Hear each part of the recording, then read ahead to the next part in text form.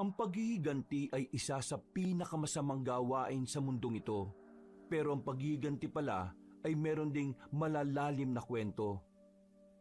Pinagpalang araw po sa inyong lahat mga kabangers at mga kayanggaw.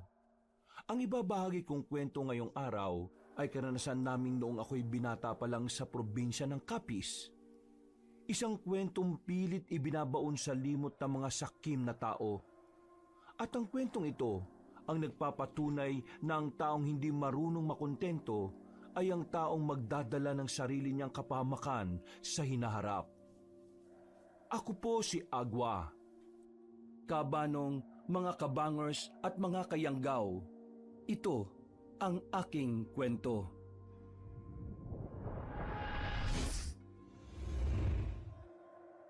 Bago nga pala magsimula ang ating kwento, sana'y mapindot nyo muna ang subscribe button at ang notification bell para lagi kayong nanonotify pag may bago tayong mga kwento. At huwag nyo rin kalilimutan mag-like at comment. Napakalaking tulong po ito sa ating channel para mas makapagatid pa kami sa inyo ng mga magaganda at mga nakakapangilabot na mga kwento.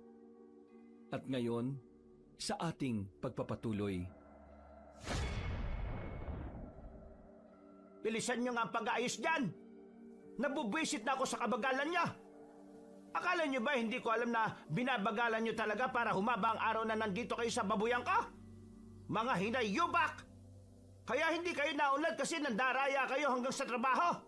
Mga inutil! Tingnan nyo yung matandang yon. Galit na naman sa mga trabahador niya. E paano ba naman kasi? Kuripot din naman siyang magpasahod. Kaya ayan, nagtatarantado mga trabahador niya. Kung sana kasi, maayos din siyang makitungo sa mga tao eh. Baka isang araw lang tapos na yung babuyan na pinapagawa niya. Matapobre kasi si Doña Marte. Ang tingin niya sa mga kagaya natin, mga ampas lupa at mabababang uri ng tao. Marami talagang mayayaman ng ganyan.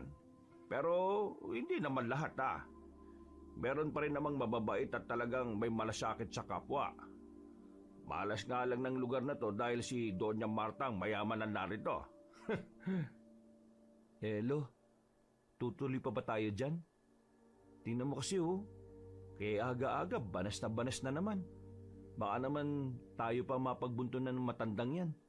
Alam nyo naman, kailangan natin ng pera. Wala na tayong panggastos para sa susunod na buwan. Lamang bulsa na rin yung si Doña Marta. Kapag may mga sinabing hindi maganda, pasok sa kabilang tenga, labas sa kabila. Lolo, bakit po pala tayong dapat magbasbas sa bahay niya? Di ba pari po gumagawa nun? Sa tayong gusto niyang magbasbas Ang pare kasi, para lang yan sa mga blessing ng bahay. Tayo mga albularyo, pwedeng kada buwan binabasbasan natin ang isang bahay para lumayas yung mga masasamang elemento na naninirahan. Pero nakakapagtaka rin si Doña Marta no? Karamihan kasi sa mayayaman na nakilala ko, hindi naniniwala sa trabaho natin. Pero siya, ramdam kong pinagkakatiwalaan niya tayo Kaya nga yun ang sasamantalahin natin. Habang pinagkakatiwalaan niya pa tayo, gagawin natin ang tamang gusto niya. May malay mo matuwa. Tayo ulit ang kunin sa susunod na buwan o taon. Naglakad na lang kaming tatlo papalapit sa babuyan ni Doña Marta Cabanong. At naroon siya para magmasid sa mga trabahador. Nang makita niya kami, ay padabog niyang binitiwan ng hawak-hawak niyang pamalo. Napatingin agad siya sa kasama naming bata na si Angelito. At bakit nagsama pa kayo ng bata, ha, Apostol? Doña Marta, yan po si Angelito. Kasama ko talaga yan sa mga lakad ko kasi isa rin siyang albularyo. Tumutulong din siya sa akin kapag meron kaming ginagamot. Bata? Albularyo? Ilang taon na ba yan? 10 taon na po ako. Bumuntong hininga si Doña Marta. Baka sa mukha niya ang pagkairita.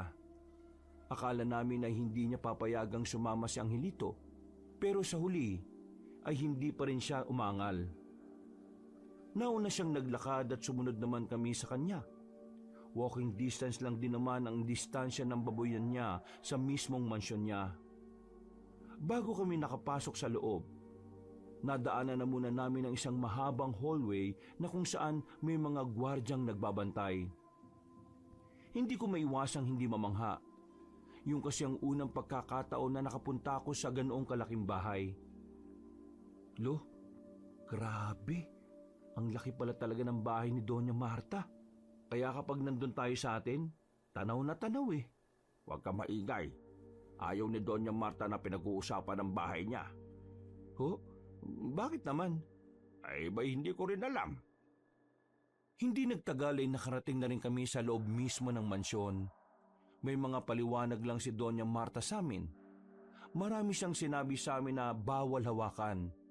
At habang sinasabi niya yun, ay nakatingin pa siya kay Angelito.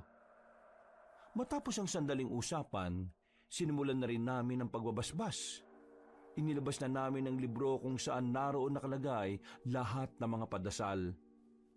Kasunod naman ay ang libro na kulay pula na kung saan ay nilalaman naman ito ang mga ritual na mas lalong magpapalakas na magandang atmosfera sa loob ng bahay. Bandang tanghali na kami natapos. Nakaupo lang kami sa sofa habang naghihintay sa pagbabalik ni Doña Marta dahil meron itong pinuntahan. Lolo, naiihi po ako. Magpasama ka na lang sa kasambahay. Samahan mo nga na lang kaya. Tinatamad ako eh. Lolo, ako na lang po. Magpapaalam na lang po ako sa kasambahay. O siya sige. Yung sinabi ni Doña Marta kanina ha. Wag na wag kang hahawak sa mga bagay na ayaw niyang pahawakan. Naintindihan mo ba? Opo. Naintindihan ko po. Hindi naman po mahina utak ko eh. Diyos kong bata to. Apakayabang. O sige na. Umihi ka na't baka magkalat ka pa rito. Nagmamadaling naglakad si Angelito papunta sa mga kasambahay. Nakita naman naming sinamahan siya ng isang babae. Habang naghihintay kami ni Lolo, biglang may binuksang usapan si Lolo na hindi niya magawang sabihin sa akin nung kasama namin si Doña Marta.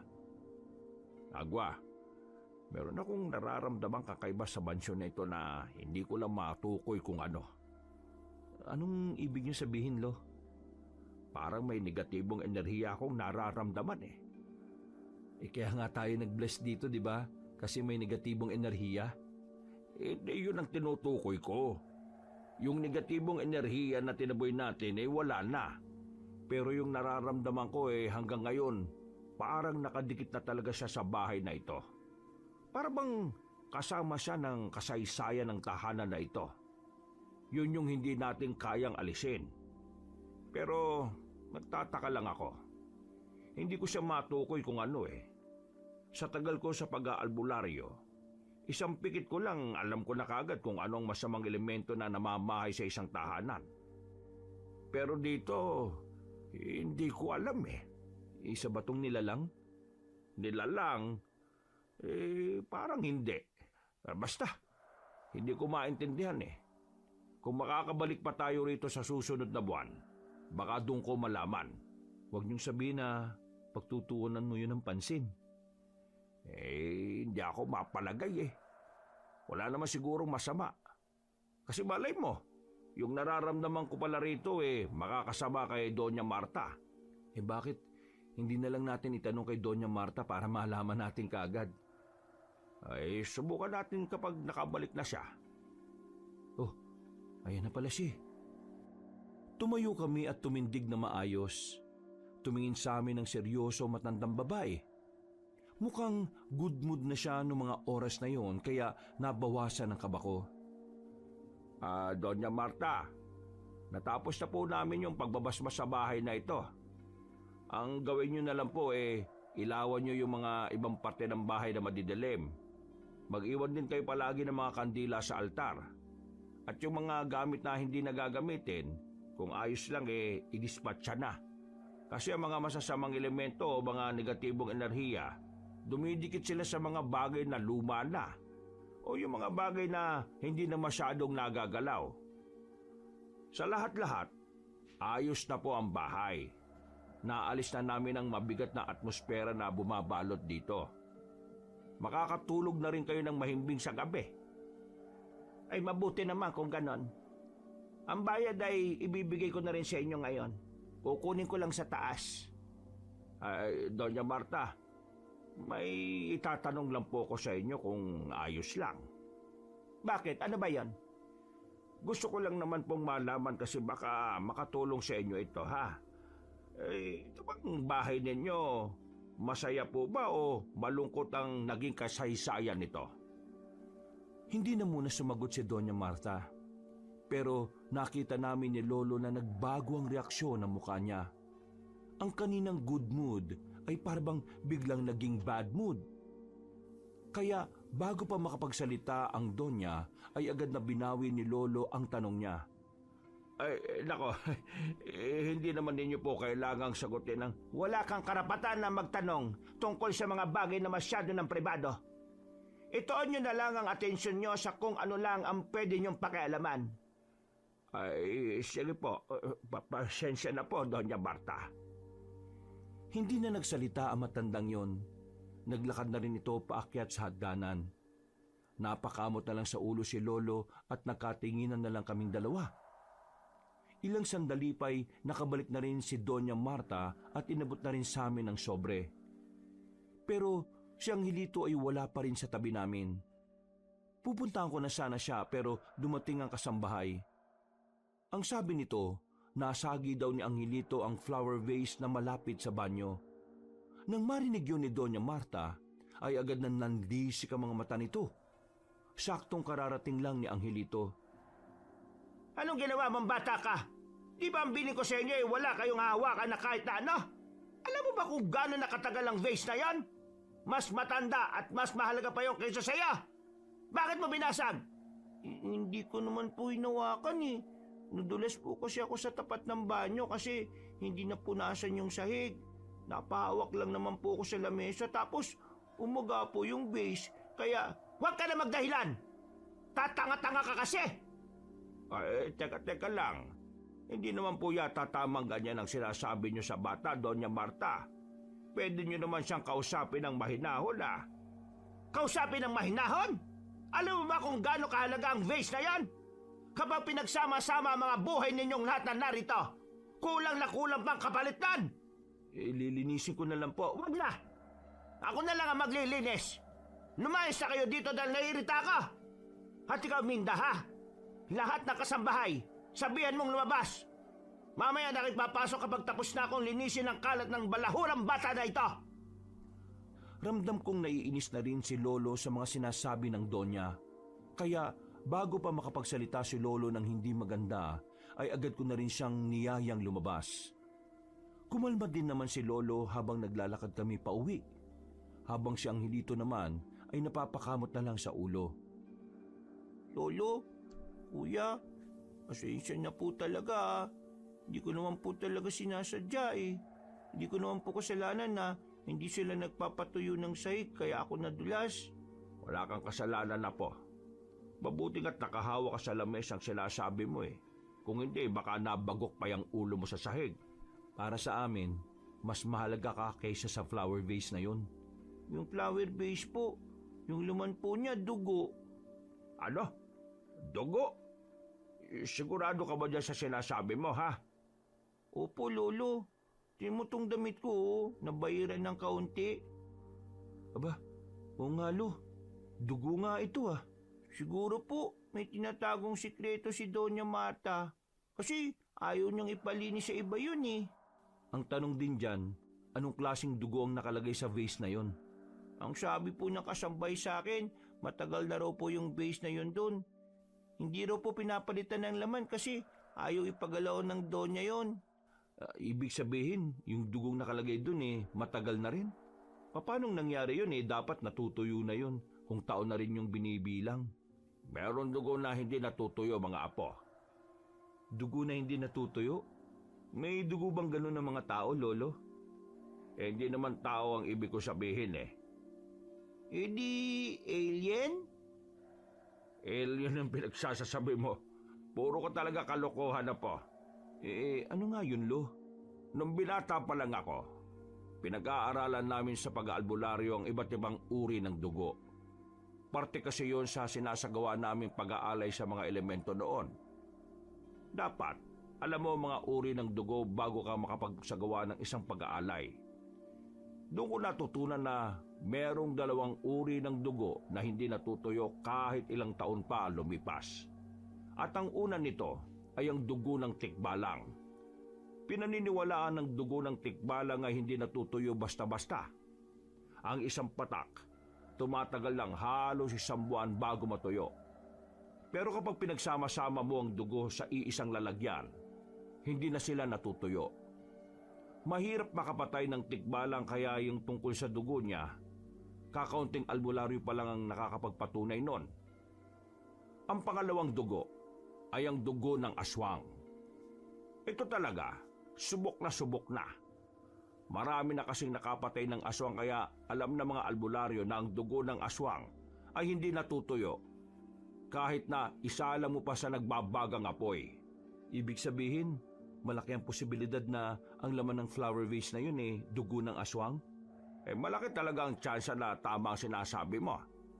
Pero hindi pa rin natin dapat isantabi na pwedeng dugo rin yun ng tikbalang.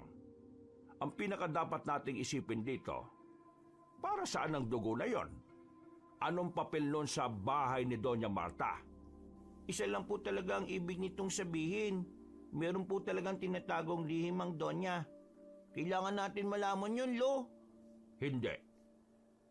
Bakit naman po hindi? May mga bagay na hindi na dapat natin inaalam.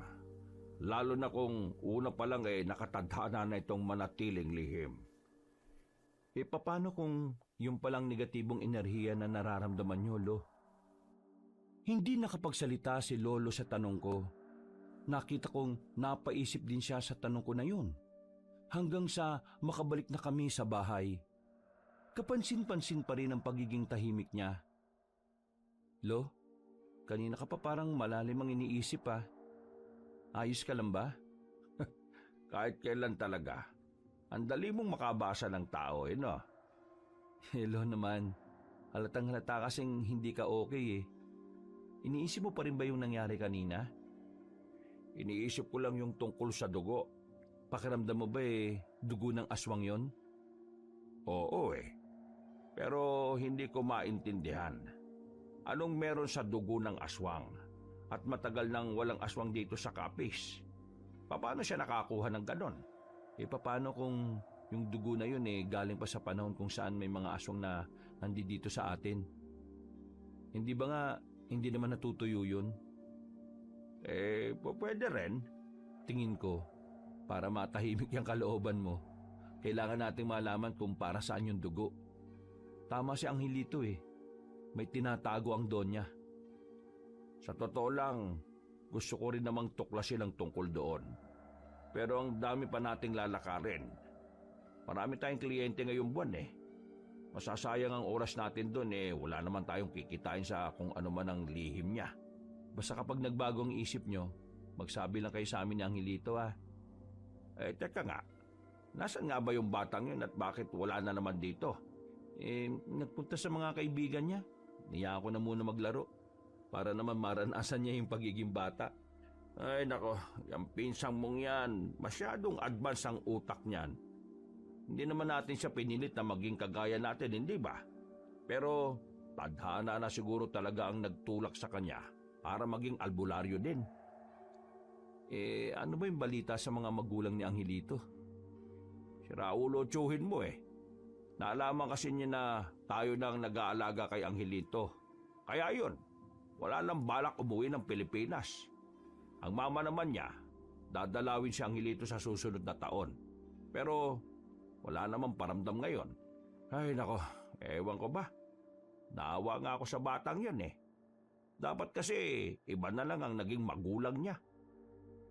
Ang mahalaga nandito naman tayo para sa kanya. Hindi niya nararamdaman na nag-iisa siya. Ay tama ka naman dyan. Ang mabuti pa po, pagtimpla mo na lang ako ng tsaa. Medyo makati ang lalamunan ko Yung may luya Sige po, Lo. Agad kong inasikaso ang tiyaan ni Lolo sa kusina namin. Maya-maya pa, dumating si Angelito. Akala namin ay meron na namang kaaway. Yung pala, may daladala siyang masamang balita. Lolo, kuya, may natagpuan pong bangkay doon sa ilog oh. Pugot po ang ulo niya eh. Putik. Totoo ba? Oo kuya, kahit sumama ka pa sa akin. Ay, teka. Hintayin niyo ako. Tatlo kaming nagtungo sa ilog na malapit lang din naman sa amin. Pagdating namin, marami ng tao sa tulay. Nakatingin ang lahat sa tubig kung saan naroon ang bangkay. Dahil sa lakas ng ilaw ng mga barangay tanod, nakita namin ang bangkay ng isang lalaki na nakabara sa mga batuhan. Wala ng ulo. Lo, parang ngayon lang nangyari tong ganito sa atin ha. Hindi kaya kagagawa na naman yan ng mga rebelde? Rebelde? Bakit? Paano mong nasabing sila ang may gawa niyan? Eh sila lang naman ang namumugot ng ulo kapag meron silang gustong parusahan eh. Narinig ko po kanina, tindero lang po ng kakanin yung biktima. Naging palaispan pa rin para sa amin ang nangyari. Nagkaroon naman agad ng mga haka-haka sa aming baryo. Pero karamihan talaga sa mga nagsasabi ay baka rebelde talaga ang pumugot sa ulo ng kawawang biktima. Makalipas pa ang isang linggo, mas lalo kaming naging abala sa mga kliyente namin. Halo-halo ang naging aktibidades namin ni Lolo. Merong mga nagpahilot, nagpatawas at nagpalayas din kami ng mga masamang espiritu sa katawan ng isang babae.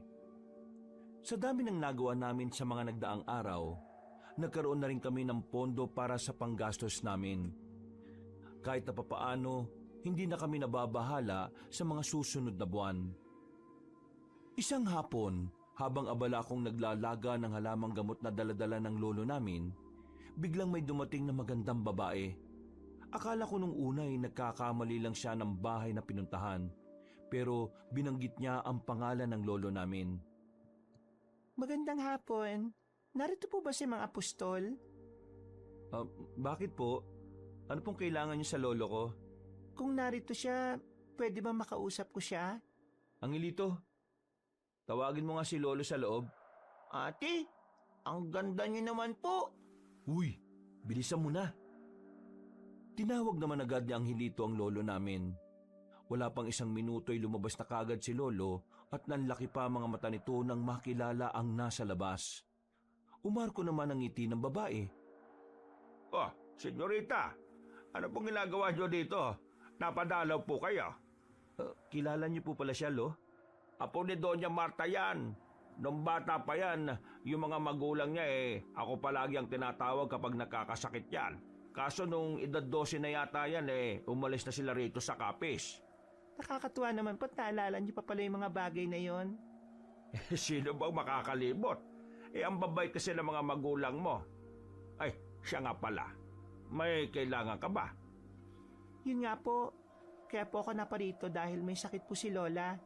Pag-uwi ko ng mansyon, ang sabi sa akin ng mga kasambahay, 2 araw na raw na hindi magandang pakiramdam niya. Kaya kayo kagad ang naisip ko. Ay, ganun ba? Kaso kasi galing kami nung nakaraan dun Galit sa amin ang lola mo. Ito kasing bunso kong apo, nakabasag doon. Hindi naman sinasadya aksidente. Kung ayos lang po kayo na lang po magpunta. Hindi naman siguro magagalit kung alam niyang hindi kasama yung nakabasag. Ay, pwede naman. Wala namang problema. Marami pong salamat Gusto ko lang pong malaman kung anong nangyari kay Lola. Ayaw din naman niya kasing magpadala sa doktor. Wala raw siyang tiwala sa ospital Baka raw lalo po siyang magkasakit. O siya, sige. Mag-aanda lang ako ha. Nagmamadali si lolo na kinuha ang mga gamit niya. Habang ako naman, hindi ko maiwasan na hindi mapatingin sa maganda niyang mukha. Para kasi siyang modelo. Para bang yung mga ganong mukha ay sa panaginip lang makikita. Sa ilang minuto lang na naroon siya sa bakuran namin, napahanga na agad ako sa kagandahan niya. Hindi nagtagal, umalis na rin sila lolo. Naiwan kaming dalawa ni Angelito sa bahay at pinagpatuloy ko na lang ang nilalaga ko. Makalipas ang 1 oras, natapos ko na rin ang aking ginagawa. Niyaya ko lumabas ng bahay sa Angelito para mamili lang ng pangmeryenda namin. Mag-aalas 4 pa lang naman kasi ng hapon noon. Kuya, yung babae kanina, ang ganda-ganda niya, no? Siguro, crush mo siya. Magtigil ka nga. Bata-bata mo pa, crush-crush na kagad ang iniisip mo dyan. Ihalata naman sa'yo kanina eh. Grabe po kasi yung pagkakatitig mo. Parang gusto mo siyang tunawin. Oo na. Maganda nga yung babae kanina, di ba? As in maganda talaga. Pero lola niya si Doña Marte. Kaya wag na lang. Ano naman kung lola niya si Doña Marta? Si Doña Marta po ba yung diligawan niyo? Aba, nangangatwiran ka pang tukmol ka ha? Hindi naman sa ganun. Ang ibig ko lang naman kasing sabihin, mahirap abutin ng mga babaeng ganun. Kaya kung ikaw pipili ka balang araw ha, yung kalibel mo lang din. Hindi. Narinig ko kasi sa radyo, ang pag-ibig daw ay walang pinipili. Basta kung kanino raw po tumitibok ang puso nyo, yun na raw po yun. Kung ano-ano na naman ang naririnig mo ha. Natatawa na lang ako sa pinagsasasabi ng pinsan kong si Angelito. Pero ang tawa kong yon ay nabura ng may mga makasalubong kaming tsismosa na natataranta. Nang tanungin namin kung ano ang nangyayari, sinabi nila sa amin na meron na naman daw bangkay na natagpuan. Pero sa pagkakataong yon ay hindi na raw sa ilog, kundi sa likod na raw ng lumang simbahan. Nagkatinginan kami ni Angelito. Sa halip na bibili kami ng merienda, mas inuna pa namin puntahan yon. Bigla na lang kasi kaming nilamon ng kuryosidad namin. Paglapit namin, nakipagsiksikan kami sa mga nagkukumpulan. Unang tingin agad namin ay katawang duguan ang bumungad sa amin. Nakaiga sa gilid ng halamanan ng lalaking wala ng buhay at wala ng kanang braso. Dilat ang mga mata niya. Wala siyang ibang sugat kundi ang braso niya lang na nawawala. Kuya, braso naman ngayon ang nawawala. Yung nakaraan po, ulo. Kinukulekta yata ng may salarin yung parte ng mga katawan po ng tao eh. Uy, huwag kang nga magsalita ng ganyan. Baka may makarinig sa iyo at makapagdulot pa tayo ng maling impormasyon sa kanila ha. Pero wala po ba kayong ideya sa pwedeng gumawa niyan? Blanco pa rin sa akin eh. Pero kung sino man ang gumawa niyan, napakawala niyang puso.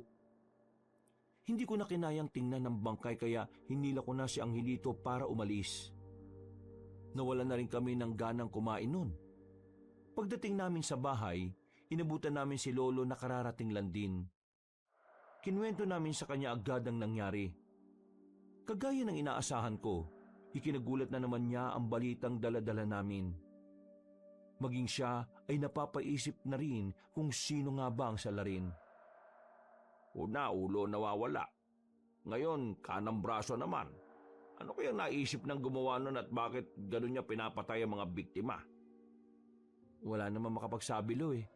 Kahit yung mga pulis wala rin namang maibigay na matinong impormasyon. Bakit Lo? Mukha yatang may iba kayong iniisip ah. Ha? Wala naman. Ayos lang naman ako. Ano nga palang nangyari sa lakad nyo? Ayos na bang pakiramdam ni Doña Marta? Wala namang malalang problema kay Doña Marta. Masyado lang siyang pagod. Pinainom ko na lang naman ng herbal at pinayuhan ko rin na magpahinga. Magiging ayos na rin siya mamaya o bukas. Yan lang talaga? Bakit parang hindi ka okay? Paano? Naglibot ako sa mansyon, Agwa. Yung vase na nabasag ni Angelito, marami pang ganun sa ibang parte ng bahay. Kung marami pang ganun, ibig sabihin, may kung anong mahalagang papel nga yung mga dugo na nakalagay sa vase na yun. Medyo naghihinala na ako rito kay Doña Marta Bakit? Ano po bang nasa isip niyo, Lo? Pakiramdam ko, meron siyang ginagawa na may kinalaman ng itim na salamangka. Mangkukulam si Doña Marta? Hindi. Wala akong nararamdaman na ganun sa kanya. Basta, palagay ko, may ginagawa siyang ipinagbabawal. Anong balak niyo ngayon? Tingin ko, kailangan talaga nating alamin kung anong tinatago niya. Isang linggo ulit ang nakalipas, Kabanong. Sa mga nagdaang araw, Wala kaming ibang ginawa kundi ang magmasid sa mansyon. Nagmatsyag din kami kay Doña Marta, pero kahit na anong gawin namin, wala kaming makuhang impormasyon na magbubunyag kung ano man ang ginagawa niya. Mga bandang alas 5 ng hapon, nakita namin si Doña Marta na lumabas kasama ang apo nitong si Esma. Wala silang ibang kasama. Talagang silang dalawa lang. Naisipan namin ni Lolo na sundan ang dalawa. At sa pagsunod nga namin sa kanila, hindi namin inakala na makakarating kami ng kagubatan. Lo, ano kayang gagawin nilang dalawa sa gubat na to? Medyo malayo na to sa bahay nila. Sinasabi ko na nga meron talagang tinatago ang donya na yan eh. At alam din pala ng senyorita. Masama talaga kutob ko. Kaya kailangan talaga nating malaman. Sinundan pa namin ang sinundan ng maglola hanggang sa marating na nga namin ang malaking puno.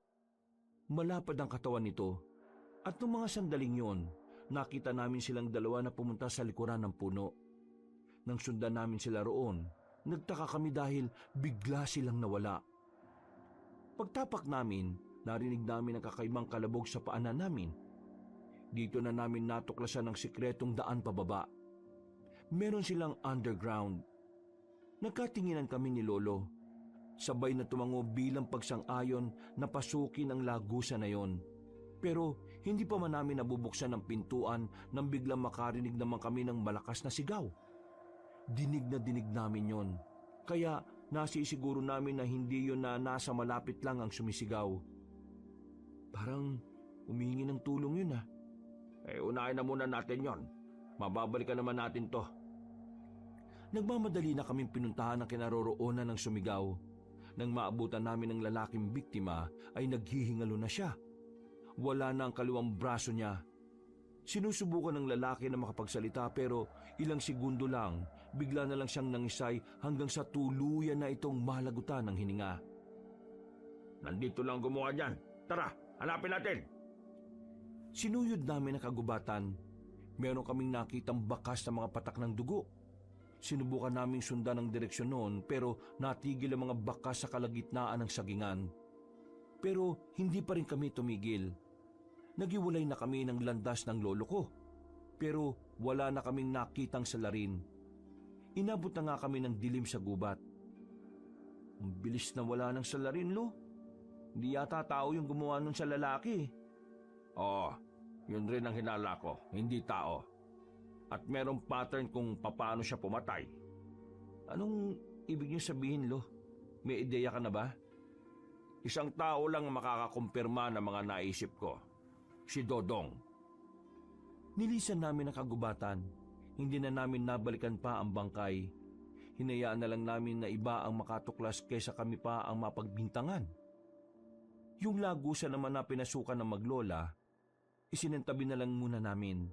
Mas inuna namin puntahan ang kakilala ni Lolo na binatang albularyo.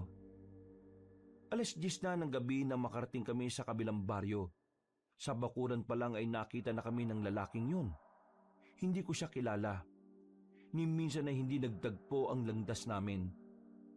Pero base sa kung papaano sila mag-usap ng lolo ko, ay parang matagal na silang magkakilala. Oh, long time no see mga pustol. Ano't napadpad ka rito at may kasama ka pang alalay ha? Hindi ko alalay yan, apo ko yan. Isa ring albularyo. Oh, kinagagala ko makilala ka pre. Ay, Dodo nga pala pangalan ko. Agwa naman ang pangalan ko. Wow, Agwa. Kaano-ano mo si Vendetta? Hindi kami nagpunta rito para makipagbiruan, Dodong. May mahalaga kaming gustong malaman. At tingin ko ikaw lang ang makapagbibigay sa amin ng impormasyon na yon. Aba, mukhang seryosong bagay na ang pag-uusapan natin ha. O sige, maupo kayo. Ihatid ko sa inyo ang masarap na kape. Sandaling umalis ang lalaking si Dodong. Naiwan kami sa bakuran. Naupo sa harapan ng mahabang lamesa na yari sa kawayan. Si Dodong, anak ng kumpare ko yan. Nung nabubuhay pa ang kumpare ko madalas ako rito. Bata pa yun si Dodong, makulit na noon pa. Hanggang ngayon naman Siya na ngayon ang nagmana ng pagiging albularyo ng ama niya. Mabait naman yan kaso makulit lang talaga madalas. Mukhang namang magkakasundo kaming dalawa eh. Oh, ito na ang masarap na kape. Ang bilis ko magtimpla, di ba? Ngayon, anong pag-uusapan natin? Nung kasama ko pang tatay mo, meron siyang binanggit sa akin na isang pamamaraan ng pag-aalay para buhayin ng isang nilalang na namayapa na. Hindi ko na maalala ang tawag doon eh. Pero pagkakaalala ko, kailangan ng iba't ibang parte ng katawan ng tao. Pagkakabit-kabitin bago ito lagyan ng malakas na ritual. Nabanggit ba sa'yo ng tatay mo kung ano yon? Alam ko yan. Dugtong buhay ang tawag dyan nila tatay. Dugtong buhay? Oo nga, tama. Naalala ko na. Bakit bigla ka nagkaroon ng interes sa dugtong buhay? Alam mo naman siguro na mga gumagawa lang nun kampo ng kadiliman. Sinong bubuhayin nyo? Si Raulo, hindi kami. Merong iba na gustong gawin ng dugtong buhay. Nitong mga nakarang araw sa amin, may sunod-sunod na pagpatay na nangyayari. Yung una, may pinugutan ng ulo. Pangalawa, kanang braso naman ang nawawala. At sa pangatlong biktima, yung kaliwang braso naman ang kinuha. Wala kaming mahanap na salarin. May ideya na ako kung anong ginagawa nun. Pero gusto kong marinig mula sa'yo para makumpirma. Aswang. Aswang ang gumagawa niyan. Ang aswang din naman ang nagpauso niyan eh. Ayon kay tatay. Ginagawa yan ng mga aswang kapag meron silang gustong buhayin na malakas na aswang. Marami silang gumagawa niyan. Isang grupo. O baka nga higit pa eh. Ibang grupo ng mga pumapatay para kumulekta ng parte ng katawan. Iba rin naman ang nagre-ritual. Lahat ng bibiktimahin nila ay yung mga taong may masamang pag-uugali. Basta lahat ng taong marami ng ginagawang kasamaan o kaya naman yung mga taong pasuko na sa buhay. Ang negatibong enerhiya kasi na daladala ng taong yun ang mas lalo magpapalakas sa ritual. Sa oras na makumpleto na nila ang parte ng mga katawan, sisimulan na nila ang ritual. Madali na lang ang ritual lalo na kapag yung mga magsasagawa talagang mga biyasang aswang din. Kung iniisip nyo na aswang ang pumapatay sa mga biktima, hindi kayo nagkakamali. Wala namang ibang nilalang ang magsasagawa ng dugtong buhay Mga aswang lang. Ibig sabihin, meron pa pala talagang aswang dito sa Capiz? Nakakagulat din kaya yan para sa akin. Kasi matagal nang alam ng lahat na wala na sila. Ibig sabihin lang nito, napakagaling nilang itago ang sarili nila. Naku, seryosong problema pala to. May nasabi ba si kumpare kung paano ko kontrahin ang ritual? Wala eh. Ang sinabi lang niya, para mapigilan ng dugtong buhay, kailangan yung pigilan yung mga aswang na nangungulekta ng parte-parte ng katawan ng tao. 1 linggo ang pagitan ng pangungulekta nila. Kung mapipigilan nyo ang susunod at wala sila mabibiktima, masisira ang pattern nila. Babalik sila sa umpisa. 6 na linggo kasi ang kailangan nila eh. Kung nakakatatlo na sila, nakakatatlong linggo na rin ang nakakalipas. May 3 linggo pang natitira. Ang natitira nilang kukunin sa katawan ng tao binti na kaliwa at kanan. At ang huli, yung pinakakatawan. Mas pinakamahalagang mapigilan nyo yung pinakahuli dahil yun ang sentro. Sigurado ka bang huli nilang kukunin yung pinakakatawan ng tao? Paano kapag bigla silang nag-iba ng pattern? Sabi ni Papa, hindi sila nagbabago ng pattern eh. Ilang beses na ginawa na ng mga aswang to nung panahon pa ng Kastila. Palaging pinakakatawan ng tao nahuhuli. Kailangan kong pagandaan ng mga aswang na ito. Ang tanong dyan, kakayanin niyo bang kayo lang? Nasabi ko naman kanina, di ba? Maraming aswang nagtutulong-tulong para isagawa ang dugtong buhay. At karamihan sa mga yon, matatanda na. At ang matatandang aswang ang pinakamahirap kalabanin. Kaya nga kailangan namin ng tulong ng ibang albularyo. Kasama ka na ron. Meron akong alam na mutya na malakas na panlaban sa mga aswang. Mutya? Yung nagtataglay ng kakaibang kapangyarihan? Mismo! Saan naman namin makikita ang mutya na yan? Hawak ko yung isa kong kakilala na albularyo din. Pero sa hindi maipaliwanag na dahilan, hindi niya yun magamit Susubukan natin na baka kayo ang pwede makagamit nun. Kaya bukas ng umaga, puntahan ka agad natin. Sigurado ka bang matutulungan tayo ng mutya na sinasabi mo? Alam mo naman siguro nung nakaraang taon, maraming mutya ang naglabasan na hindi naman pala gumagana. Gumagana ang mutya na sinasabi ko. Kaso, minsan na rin nabanggit sa akin ng tatay ko yun. Ang mutya na galing mismo sa katawan ng sinaunang albularyo. Kahit matagal na si Lolo sa pagiging albularyo, hindi niya alam ang tungkol sa mutya na sinasabi ni Dodong. Ganun pa man, pinagkatiwalaan namin siya sa sinabi niya. Matapos namin makuha ang impormasyon na kailangan namin, ay umalis na rin kami. Umuwi na lang muna kami sa bahay. Inabutan naming natutulog na si Angelito. Sandali pa kaming tumambay ni Lolo sa bakuran. Napapaisip kung ano ang gagawin. Kahit hindi pa naman kami direktang naapektuhan ng ginagawa ng mga aswang, ramdam naming obligasyon namin na protektahan ng mga nasa baryo. Kinabukasan ng umaga, isinama na namin si Angelito sa lakad namin dahil walang magbabantay sa kanya.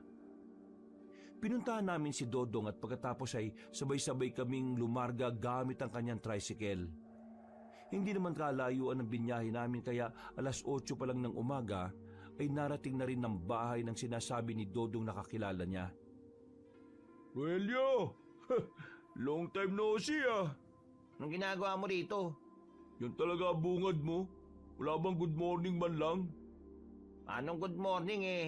Alam ko naman na papasyal ka lang dito kapag may kailangan ka. Teka, sino pala yung mga kasama mo? Pamilyang albularyo. Ito si Mang Apostol, kumpare ni Erpat. Matagal ng albularyo yan. Veterano na rin na may tuturing. Ito naman si Agua, apo niya. At itong batang ito, si Angelito. Pati itong batang to, albularyo? Opo, albularyo po ko. Marami na po kong napagaling. Ano bang kailangan nyo? Nabanggit ko sa kanila ang tungkol sa mutya. Naisip ko lang na baka isa sa kanilang tatlo ang makagamit nun. Baka pwedeng ipahiram natin sa kanila. Ipahiram? Seryoso ka ba? Ano yun, laruan? Kailangan namin ng panlaban sa mga aswang. Teka. Aswang? Wala nang aswang ah. Matagal na. Hindi totoong wala sila. Ang totoo, nagtatago lang sila sa loob ng mahabang panahon. Ngayon, may sinusubukan silang buhayin. Agad na namin pinaliwanag kay Rogelio ang mga bagay-bagay. Matapos mailatag sa kanya ang mga nangyayari, kalaunan ay naniwala na rin naman siya na totoong buhay pa ang mga aswang. Sa katunayan, nasabik din siyang makaharap ang mga aswang kaya nagkusa na siyang sabihin sa amin na gusto niyang sumama na mapuksa ang mga aswang. Ngayon pwede na ba namin makita kung ano yung mutya? Ano mutya ba yung sinasabi niyo? Mutya ng libag. Mutya ng libag? Meron po ba nun? Nagsalubong ang kilay ni Rogelio dahil sa tawa ni Angelito. Kitang-kita ang inis sa mukha nito. Kaya kinalibit ko kagad ang pinsan ko para patahimikin. Ano nakakatawa bata, ha? Sandali. Seryoso ka ba? Hindi kami nakikipagbiruan dito, iho, ha? Bakit mukha ho ba ako nakikipaglokohan? Pre, anong mutya ng libag? Akala ko ba mutya ng kuko? At saan mo naman nadampot yung mutya ng kuko? Wala akong sinabing ganun ha. O sige, ganito. Ipaliwanag mo na lang sa amin kung para saan yung mutya ng libag? Nagpipigil kayong tumawa. Pinagtatawanan nyo lang ako eh. Hindi. Hindi naman sa ganon. Ngayon lang kasi kami nakarinig ng ganon. Ang mabuti pa, sabihin mo na lang sa amin ang bagay tungkol sa mutya na yon. Sandaling namayaning katahimikan. Pero ang totoo, gusto ko na rin tumawa ng mga sandaling yon, kabanong. Humugot ng malalim na paghinga si Rogelio. Nang makita niyang handa kaming makinig, ay sinimulan na rin niya ang pagsasalita. Nakakatawa mang isipin pero ang mutya na tinutukoy ko ay totoong nanggaling sa libag. Mula ito sa katawan ng sinaunang albularyo na si Ramses. Pinagpasapasahan na ito ng angka namin hanggang sa makabagong henerasyon. Pero ni isa sa amin walang makagamit. Ang sabi ng mga kamag-anak ko, ang tanging makakagamit lang daw nun ay ang taong may pinakamalinis na puso. Ang sino mang makakawak sa mutya ay siyang itinakdaan na gumamit nito. At para mapalabas ang totoo nitong kapangyarihan, kailangang hindi maligo ang gagamit sa loob ng 1 buwan. Teka, hindi maliligo? Para ano? Lakas amots ah. Seryoso nga ako sa sinasabi ko. Kahit ipabasa ko pa sa inyo yung libro. Sige, tuloy mo. Ang nagmamayari kasi ng mutya nito ay si Ramses. Hindi niya hilig maligo. Sa kakaiwas niya sa kalinisan, doon lumabas yung mutya sa mismong katawan niya. Kailangan maramdaman ng mutya na ang nagmamayari sa kanya kagaya rin ng una niyang amo. Hindi rin ba kayo naligo ng 1 buwan nung sinubukan yung gamitin yon? Oo, kaso hindi namin mapagana sa hindi maalamang dahilan eh. Busilak din naman ang puso namin, pero hindi ko alam kung bakit ayaw gumana. Sige, ipakita mo sa amin yung mutya ng libag. Sandaling umalis si Rogelio at sa kanyang pagbabalik, dala-dala na niya ang isang garapon. Nasa loob ng garapon na yun ay ang binilog na libag na halos kasing laki ng holen. Niligay ni Rogelio ang mutya sa palad niya, pero nakita na lang namin na biglang dumudugo na ang dalawa niyang ilong. Nakaramdam din siya ng pagkahilo kaya nag-alala na kami sa kanya. Agad niyang binitiwan ang mutya at nilagay muna sa lamesa. Hindi ko talaga kaya. Anong nangyari? Kapag hindi ikaw ang gustong piliin ng mutya, makakaramdam ka ng hilo kapag ginawa ka mo siya. Dudugo ang ilong mo at lalamigin ka. E paano malalaman na ikaw ang pinili ng mutya na yan? Hindi ko rin alam eh. Ang sabi lang sa akin ng matatanda, kailangan busilak ang puso ng taong kanyang pipiliin. Sinimulan na naming alamin kung sino sa aming 4 ang pipiliin ng mutya. Nauna si Dodong, pero sa kasamaang palad ay dumugulang din ang ilong niya. Sumunod naman si Lolo. Hindi pa nagtatagal ang mutya sa kamay niya ay nakaramdam na rin siya ng pagkahilo. Ako na ang sumunod nun. Kinakabahan ako.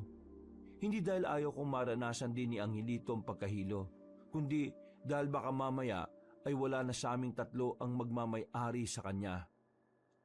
Huminga na muna ako ng malalim at saka kinuha ang mutya. Nilapag ko sa palad ko. Nagbilang kami ng umabot na 1 minuto. Nagkakatinginan na sila. Nagtataka sila dahil sa akin lang tumagal ang mutya nang hindi ako nahihilo at dinuduguan ng ilong. Oh, hindi dumudugo ilong niya oh. Agwa, nakakaramdam ka ba ng hilo? Wala eh. Hindi ako nakakaramdam. Ikaw ang pinili. Magsasalita pa sana ako nang biglang unti-unting natunaw ang libag sa palad ko. Nagtubig at parang nagputik. Nataranta si Rogelio. Ang sabi niya kasi, hindi raw ako ang pinili. Nasira daw ang mutya. Hindi naman daw kasi nalulusaw ang mutya ng libag. Matigas na raw kasi yon dahil sa tagal na nitong nakaimbak. Dismayado kaming lahat sa nangyari. Buong akala namin ay hindi na mapapakinabangan ang sinasabing mutya. Napapakamot na lang din sa ulo si Rogelio.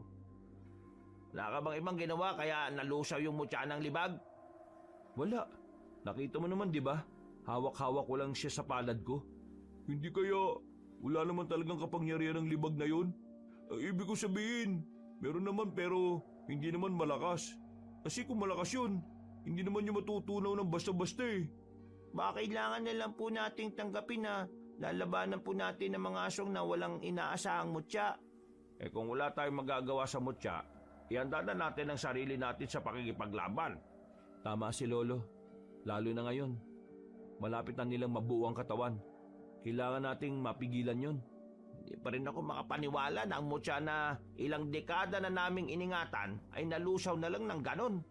Pasensya ka na pare ah. Hindi sana mawawala yon kung hindi ko sila dinala rito. Hindi, ayos lang yon. Ako rin naman ang nagsabi sa'yo dati na magdala ka ng albularyo rito para alamin kung sinong tagapangalaga ng mutya. Wala kaming napala nung umagang yon. Bagsak ang mga balikat namin nang lumabas na kami ng bakura ni Rogelio. Napapailing na lang din si Dodong. Wala, ganun talaga. Ginawa ko na makakaya ko para makatulong pero wala tayong napala. Pero huwag kayong mag-alala. Kahit walang mutya, kasama niyo pa rin naman ako sa laban eh. Malaking perwisyo ang gagawin ng mga aswang na yun kaya hindi ko hahayaan kayo lang.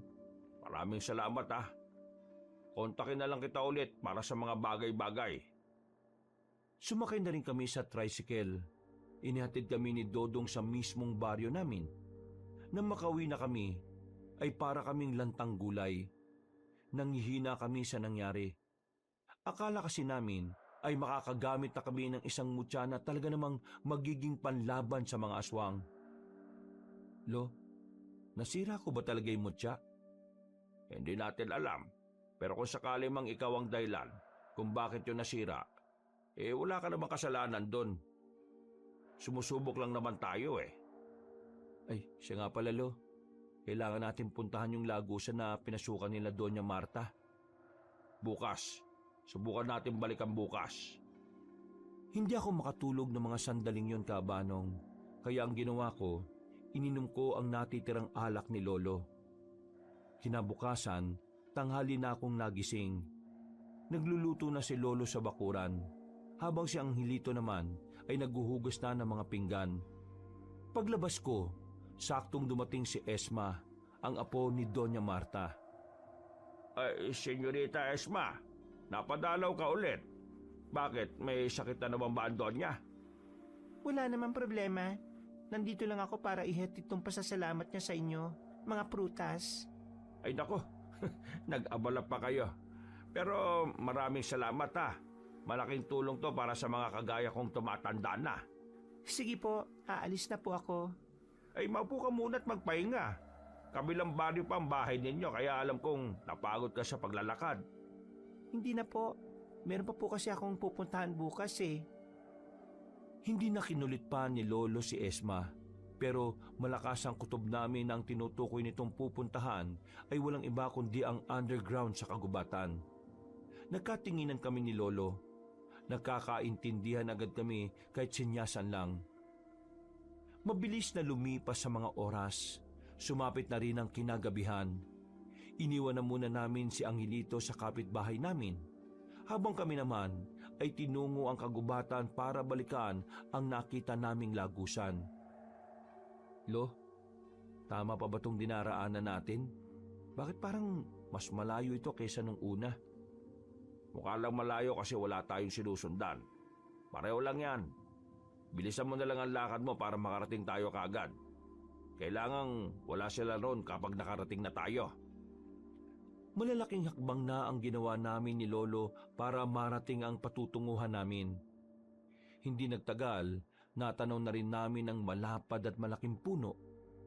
Wala kaming sinayang na oras. Dali-dali kaming lumapit. Pagangat namin ng pinto, nakabukas yun. Kaya ang nasa utak namin ay baka nasa ibaba pa ang maglola. Kaya ang ginawa namin ay nagtago na muna kami sa gilid. Hindi na muna kami pumasok. Naghintay kami ng halos kalahating oras. Maya-maya lang, nakita na naming lumalabas na ng lagusan na yon ang maglola, dala ang malaking lampara na nagsisilbing ilaw nila. Hinintay na muna namin silang makaalis. Nang masiguro naming wala na sila, mabilis naming nilapitan ng lagusan. Ang kaso nga lang, nakakandado na yon kaya hindi rin kami nakapasok sa baba. Lo, nakakandado? Ano, wasakin na lang natin? Wag. Kapag winasak natin, malalaman nilang may pumasok. Baka hindi na tayo makabalik ulit. Anong gagawin natin ngayon? Naghintay-hintay pa naman tayo. Dapat pala kanina pumasok na tayo eh. Siguro ang kailangan natin gawin, kausapin natin si Esma. Sa kanya natin mismo malalaman ang mga sagot sa mga tanong natin.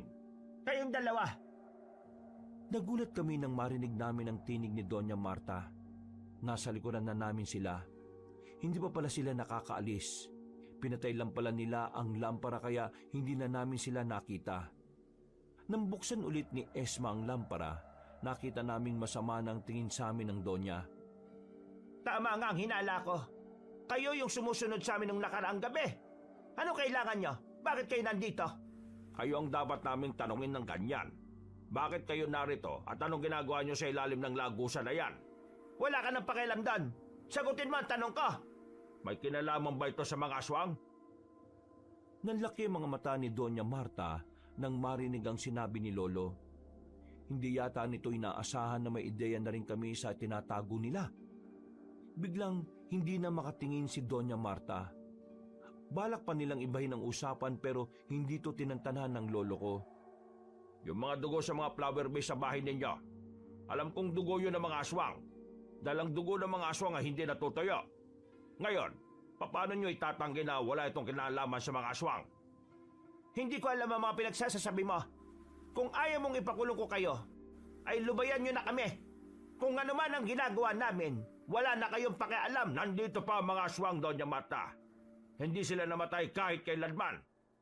Sa katunayan, nagsasagawa na sila ng hakbang para buhayin ng isang malakas na aswang.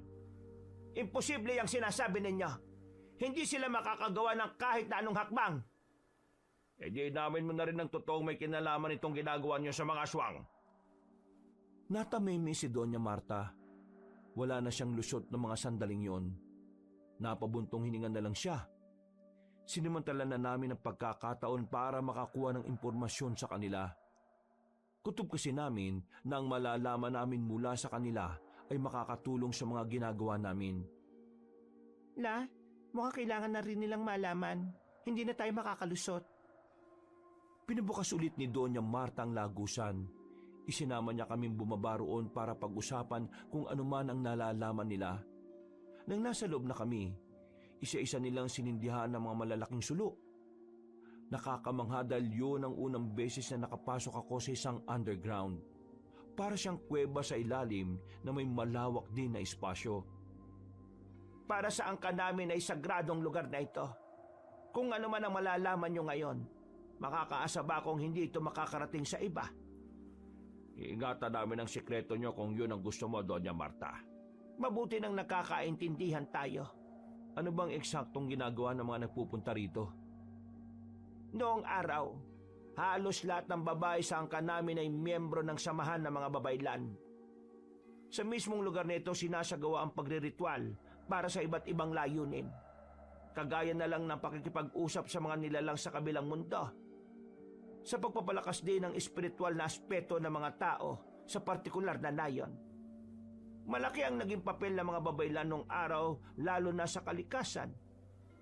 Nagsasagawa rin kasi sila ng himala para madiligan ng mga bundok na natutuyot dahil sa panahon ng tag-init. Pero isang pagkakamali ang ginawa ng mga babaylan na naging mitya ng kanilang mga buhay. Biglang nakaramdam kami ng awa base sa ekspresyon ng mukha ni Doña Marta. Hindi ko inakala na darating ang oras na makikita ko siya sa ganoong postura. Wala akong maramdamang pagiging matapobre niya noong mga oras na yon. Isang veteranong babaylan ang dumating sa Capiz. Nagbigay ito ng babala sa lahat. Isang malakas na dilubyo raw ang darating sa probinsya. Kung hindi ito mapipigilan, maraming buhay ang mawawala. Noong mga panahon na yon, naniwala ang buong angkan namin sa sinabi na matanda. Natataranta sila. Kaya naman, ang mismong lola ko na ang nakaisip ng paraan. Kailangan nilang makausap ang espiritu ng kagubatan. Yun ay para protektahan ang mga baryo na pinaliligiran nito laban sa paparating na dilubyo. Nakaligtas ba sila sa dilubyo? Hindi. Marami ang namatay sa kanila. Kasama na roon ang lola ko pati na rin ang mga kamag-anak ko. Bakit? Hindi ba nila nakausap ang espiritu ng kagubatan? Hindi sila nagtagumpay na makausap yan. Ano naman ang koneksyon sa mga aswang doon? Ang dahilan kung bakit galit na galit ang mga aswang sa mga babaylan. Dahil sa karumal-dumal na ginawa ng mga babaylan noon. Para kasi makausap ang espiritu ng kagubatan, kailangan mag-alay ng dugo ng mga masasamang nilalang. At ang unang naisip ng mga babaylan, mga aswang. Pinakuha nila ang mga aswang at wala silang pinipili. Bata man o matanda. Lahat ng yon, pinaslang at kinuha ang mga dugo. Isinaboy sa gubat. Pero sa kasamaang palad, hindi yun naging epektibo. Dumating ang dilubyo. Malakas na bagyong sumira sa lahat ng nasibulan ng mga babaylan. Namatay ang karamihan sa kanila. Ang masakit pa roon, ang mga naiwang henerasyon. Kami ang babalikan ng mga aswang na natitira. Kaya nang dumating na sa henerasyon ko, lahat ng kilala kong manunugis ay binayaran ko para lang mahuli ang pinakapinuno. Siya si Vendetta. Kasama siya sa mga aswang na dapat ay magiging alay sa gubat. Napatay siya ng mga manunugis pero hindi nila nakuha ang katawan dahil inadod sa ilog. Kaya nga sinabi ko kanina, imposibleng makabalik sila. Imposibleng buhayin siya ulit. Dahil ang alam ko, wala na ang katawan niya. Yung mga dugo ng aswang sa flower base, para saan mga yon? Ang mga dugo na yon ay tira-tira sa mga dugong isinaboy sa gubat noon. May mga ritual ang mga flower base. Pinaniniwalaan na kapag nasa loob yon ng bahay, hindi kami dadapuan ng kahit na anong karma. Pero nang mabasag ang isa, dito ko naramdaman na parang magsisimula na ang masamang balik sa amin. Pwede ba naming malaman kung ano ang binabalikan nyo rito? Pinasunod kami ni Doña Marta. Naglakad kami ng kaunti. Dinala niya kami sa isang malaking ribulto ng itim na anghel. Nakita pa namin doon ng mga alay na prutas na ang ilan ay nabubulok na. Kailangan namin magpunta rito kapag nakakaramdam kami ng hindi maganda. Sa itim na anghel na yan namin dinarasal ang lahat. Nawindang ako noon sa lahat ng nalaman namin sa maglola. Hindi ko inakala na ganun pala kalalim ang pinagbulan ng kanilang angkan. Namamangha at napapanganga na lang ako. Sobrang komplikado ang nakaraan nila, Kabanong. Totoo pala talaga na may madilim na kasaysayan na bumabalot sa bahay nila Doña Marta. Dahil ang bahay daw na yon ay siya rin mismong bahay ng mga kamag-anak nila noon. Doña Marta, mukhang nahanap na ng mga aswang ang katawan ng sinasabi mong pinuno ng mga aswang. Isasagawa na nila ang tinatawag na dugtong buhay, na kung saan gamit ang iba't ibang parte ng katawan ng tao ay pagkakabit-kabitin nila bilang alay para buhayin ng isang malakas na aswang. Nakakatatlo na sila, Doña Marta. Kapag nagtagumpay sila, alam mo naman na siguro kung sino ang una nilang babalikan. Bumaka sa matinding takot sa mukha ng matandang babae, Kabanong. Ang dating maangas at masungit na Donya ay naging maamo na sa paningin namin. Punong-puno ng takot ang mukha niya. Hindi rin mapakali ang kamay niya dahil sa kaba. Hindi siya maaaring makabalik. Hindi niya pwedeng malapitan ng pamilya ko. Ibang henerasyon na ito. Wala na sila kinalaman kung ano man ang ginawa ng kamag-anak ko at kung ano man ang ginawa ko kay Vendetta. Kaya gusto kong hingi ng tulong ninyo. Kung totoong gumagawa na sila ng hakbang para maibalik siya, tulungan niyo akong protektahan ang pamilya ko. Kayong tatlong albularyo, kailangan ko kayo. Handa kaming tumulong sa lahat ng kailangan niyo. Huwag lang sila makalapit sa amin. Ang mabuti pa, habang hindi pa nabubuhay ang pinuno ng mga aswang, umalis na kayo ng bansa. Hindi nila kayo masusundan kapag wala na kayo dito. Yun ang pinakamagandang magagawa nyo para hindi kayo mapahamak. Magsasabi na lang kami sa inyo kung ano ang mga kailangan namin. Napapatango na lang si Doña Marta. Pumayag naman siya sa mga sinabi namin sa kanya. Maya-maya pa, sabay-sabay na rin kaming lumabas sa underground. Magkakasama naming tinahak ang kagubatan pabalik. Agwa, alam kong nagulat ka sa mga revelasyon ng pamilya namin. Pero sana, huwag sumama ang tingin mo sa amin. Hindi ko alam kung masama ba yung ginawa ng mga babaylan noon para protektahan ng mga tao. Kasi aswang naman kasi mga yun eh. Kaya parang okay lang na paslangin sila at ialay. Pero sa kabilang banda, yung mga aswang na pinaslang nila may mga pamilya rin. May mga anak, kapatid, ama't ina. May pamilya. Kaya hindi rin natin talaga maaalis na kamuhuyan nila ang angkan ninyo eh. Pero yung ginawa ni Doña Marta, tama lang yun. Yun lang ang tanging paraan para mailayo ang bagong henerasyon sa kapahamakan. Pero alam mo, naninibago ako kay Doña Marta. Tingnan mo silang dalawa kung mag-usap. Para silang magtropa lang eh. Oh. Ang totoo niyan, may kasamaan din talaga ang ugali ni Lola. Pero pagdating sa pamilya niya, lahat gagawin niya para lang maprotektahan kami. Huwag ka mag-alala. Kami nang bahala sa mga aswang. May mga albularyo na rin kaming nakausap para tugisin ang mga nilalang na yon. Makalipas lang ang ilang oras, nakarating na rin kami sa mansyon. Napagod kami sa kakalakad kaya nagpahinga na muna kami saglit doon. Naninibago talaga kami noon sa kung paano kami itrato ni Doña Marta. Siguro dahil may kailangan talaga siya sa amin. Pinaghandaan niya kami ng makakain at maiinom. Habang kumakain kami ni Lolo, nagulat ako nang mabasa ko ang baso nang hawakan ko lang yon. Buti na lang si Esma lang ang naroon. Hindi nakita ni Doña Marta ang nangyari kaya dali-dali niyang iniligpit yon. Hindi ka ba nasugatan? Hindi naman Polo pero nagtataka ako. Bakit nabasag yung baso hinigpitan ko lang naman ang paghawak. Makapal yung baso ah. Hindi naman yung mababasag kahit 2 kamay mo pang magigpit ng hawak doon. Parang biglang nagkaroon ng kakaibang lakas tong kamay ko, Lo. Ano sinasabi mo? Hindi ko alam eh. Gulong-gulo ang utak ko ng mga sandaling yon. Hanggang sa makauwi na kami sa amin, hindi pa rin nawawala sa isipan ko kung paano ko nabasag ang baso sa simpleng paghawak ko lang. Para makatulog, inisip ko na lang na baka meron lang lamat ang baso kaya madali ko lang siyang nabasag. Makalipas ang 1 linggo, isang masamang balita na naman ang pumutok. Isang bangkay na naman ng lalaki ang natagpuan, pero wala na itong kanang binti. Dismayado kami noon dahil buong gabi naming sinuyod ang kagubatan para pigilan ang mangyayari. Ang problema nga lang, hindi namin nakita ang mga aswang noon. Lintik na yan. Nagpuyat-puyat pa tayo. Buong gabi tapos wala rin palang mangyayari.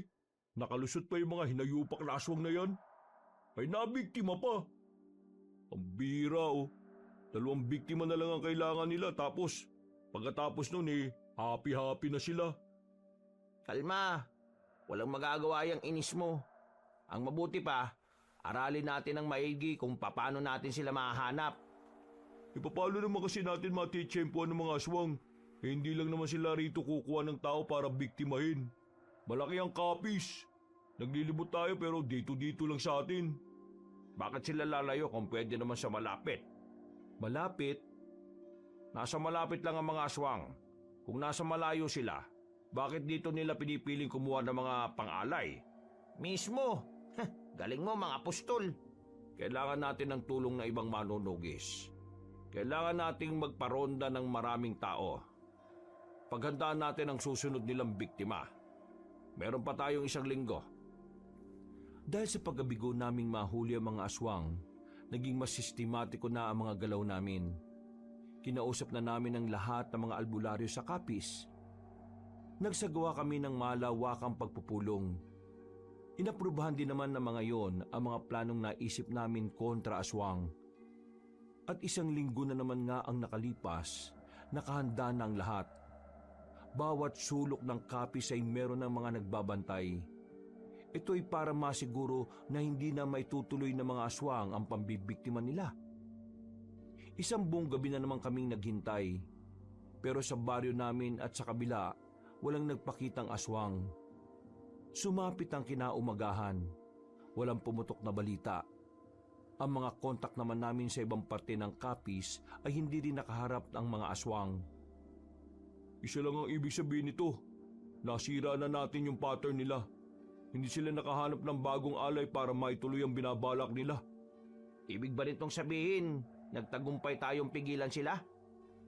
Hindi pwede matigil ang pangunguha nila ng isang parte ng katawan ng tao Kapag natigil yon, babalik sila sa umpisa. Kung wala silang nakuha kagabi, ibig sabihin, sila ang hindi nagtagumpay. Naging epektibo yung mga plano natin. Natuwag silang lumabas. Nagdiriwang na ang ibang albularyo ng mga oras na yon, Kabanong. Pero si Lolo, nananahimik lang sa gilid. Malalim na naman ang iniisip niya. Hindi man lang humingiti.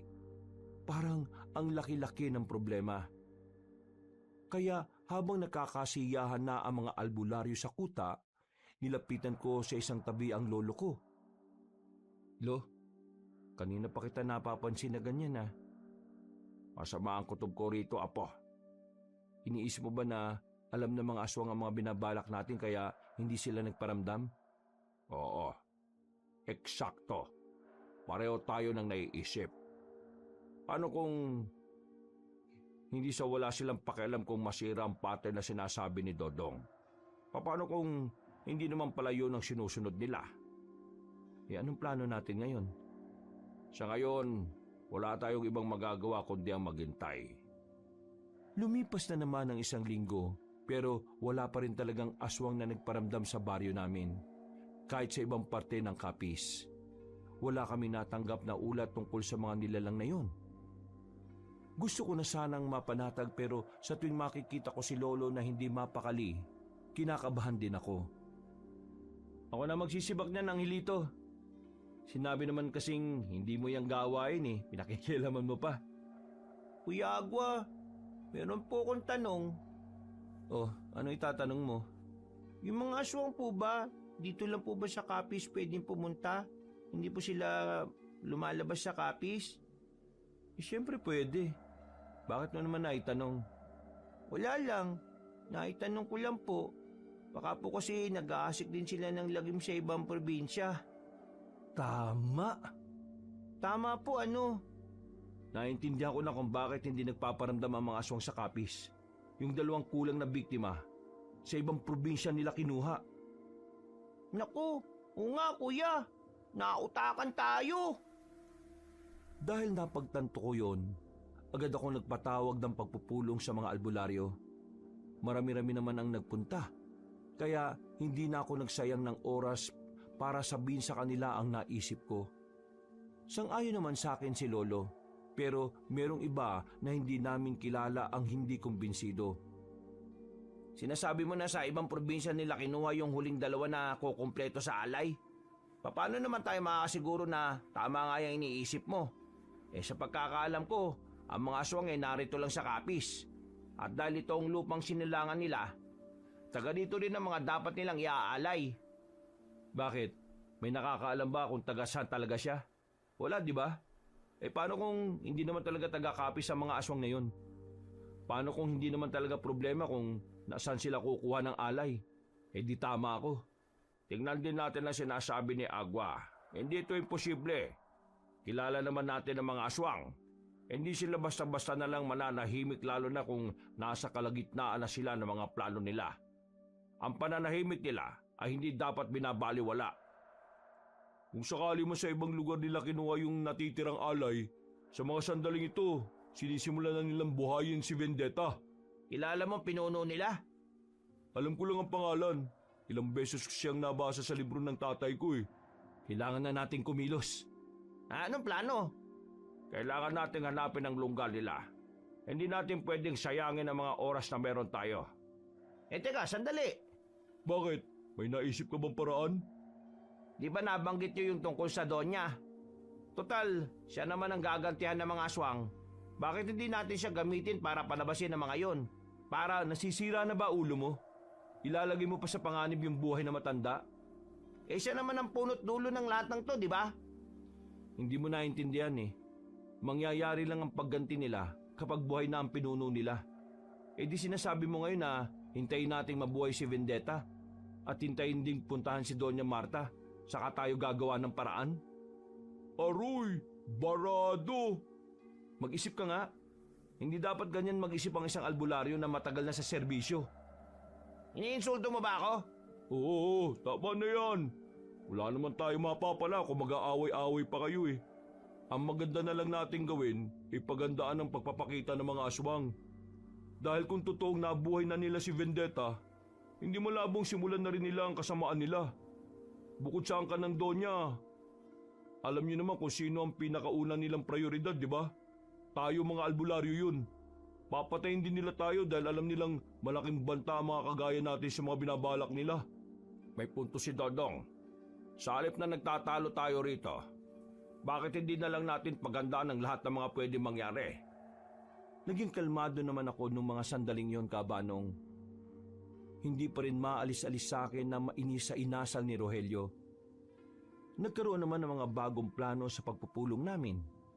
Yun nga lang, hindi yun naging solido dahil karamihan talaga ay kumukontra. Umuwi akong banas na banas. Sinipa ko pa nga yung balde na nakaharang sa daraanan ko. Kahit nasipain mo lahat ng balde rito, isama mo pa yung balde ng kapitbahay natin. Walang magbabago. Kung ayaw nila makisa sa atin di tayo ang kikilo sa sarili natin. Hindi ko kasi sila maintindihan, Lo eh. Bakit ba ayaw nila tayong pakinggan? Bakit ayaw nilang tingnan yung anggulo na baka sa mga sandaling ito buhay na ang pinuno ng mga aswang? Nasa mga sandaling ito ay naghahanda na rin silang ubusin ng mga albularyo at isusunod nila ang angkan ni Doña Marta. Ganyan talaga ang buhay, Apo. Hindi sa lahat ng oras ay maiintindihan tayo ng ibang tao. Ang mahalaga, nasabi na natin ang dapat nating sabihin. Wala na tayong kasalanan kung sakaling may mangyaring masama sa kanila. Hindi sila nakinig Tama si Lolo. Kung ayaw, ayaw. Ituon po natin ang atensyon natin sa mga taong naniniwala na lang sa atin. Isang malalim na buntong hininga na lang ang nagawa ko noon, Kaabanong. Umupo ako sa harapan ng pintuan namin at saka napasandal. Si Doña Marta at Esma, nakaalis na ba sila sa kapis? Sinabi sa akin ni Esma na kaninang umaga ang alis nila. Siguradong wala na sila rito ngayon. Hindi na natin sila kailangang intindihin. Nasa ligtas na lugar na sila. Elo, itong mga nakarang araw, nakakaramdam ako ng kakaiba sa sarili ko Ano bang ibig mo sabihin, Apo? Ewan ko rin parang masyadong sensitibo mga pandama ko Hindi ko alam kung guni-guni ko lang ba. Pero ilang beses akong nakakarinig ng mga bagay na hindi naririnig ng isang normal na tao. Kagaya na lang ng alin, Kuya Agua. Kagaya na lang ng isang tinig na palaging bumubulong sa akin. Pero hindi ko naman maintindihan kung ano.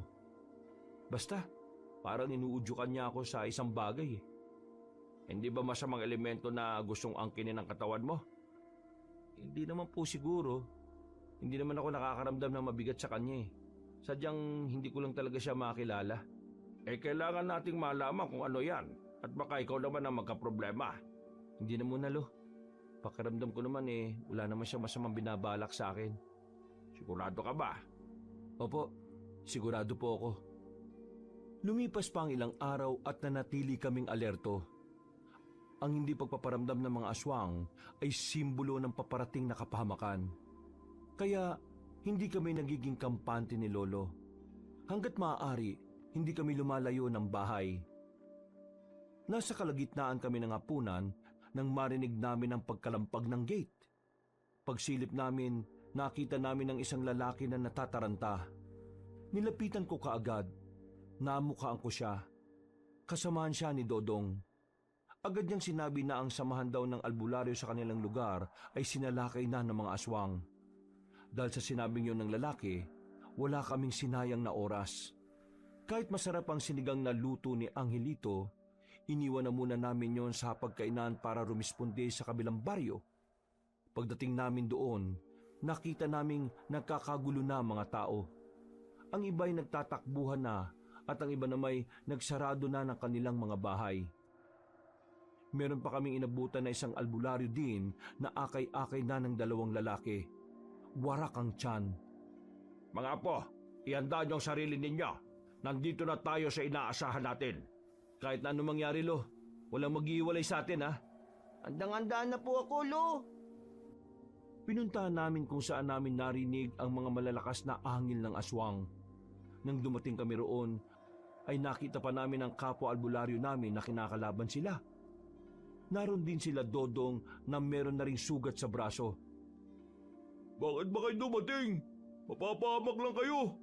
Hindi naman kami pwedeng hayaan na lang kayo. Mga albularyo tayo, magkakampi tayo. Diyos ko, buti pa kayo.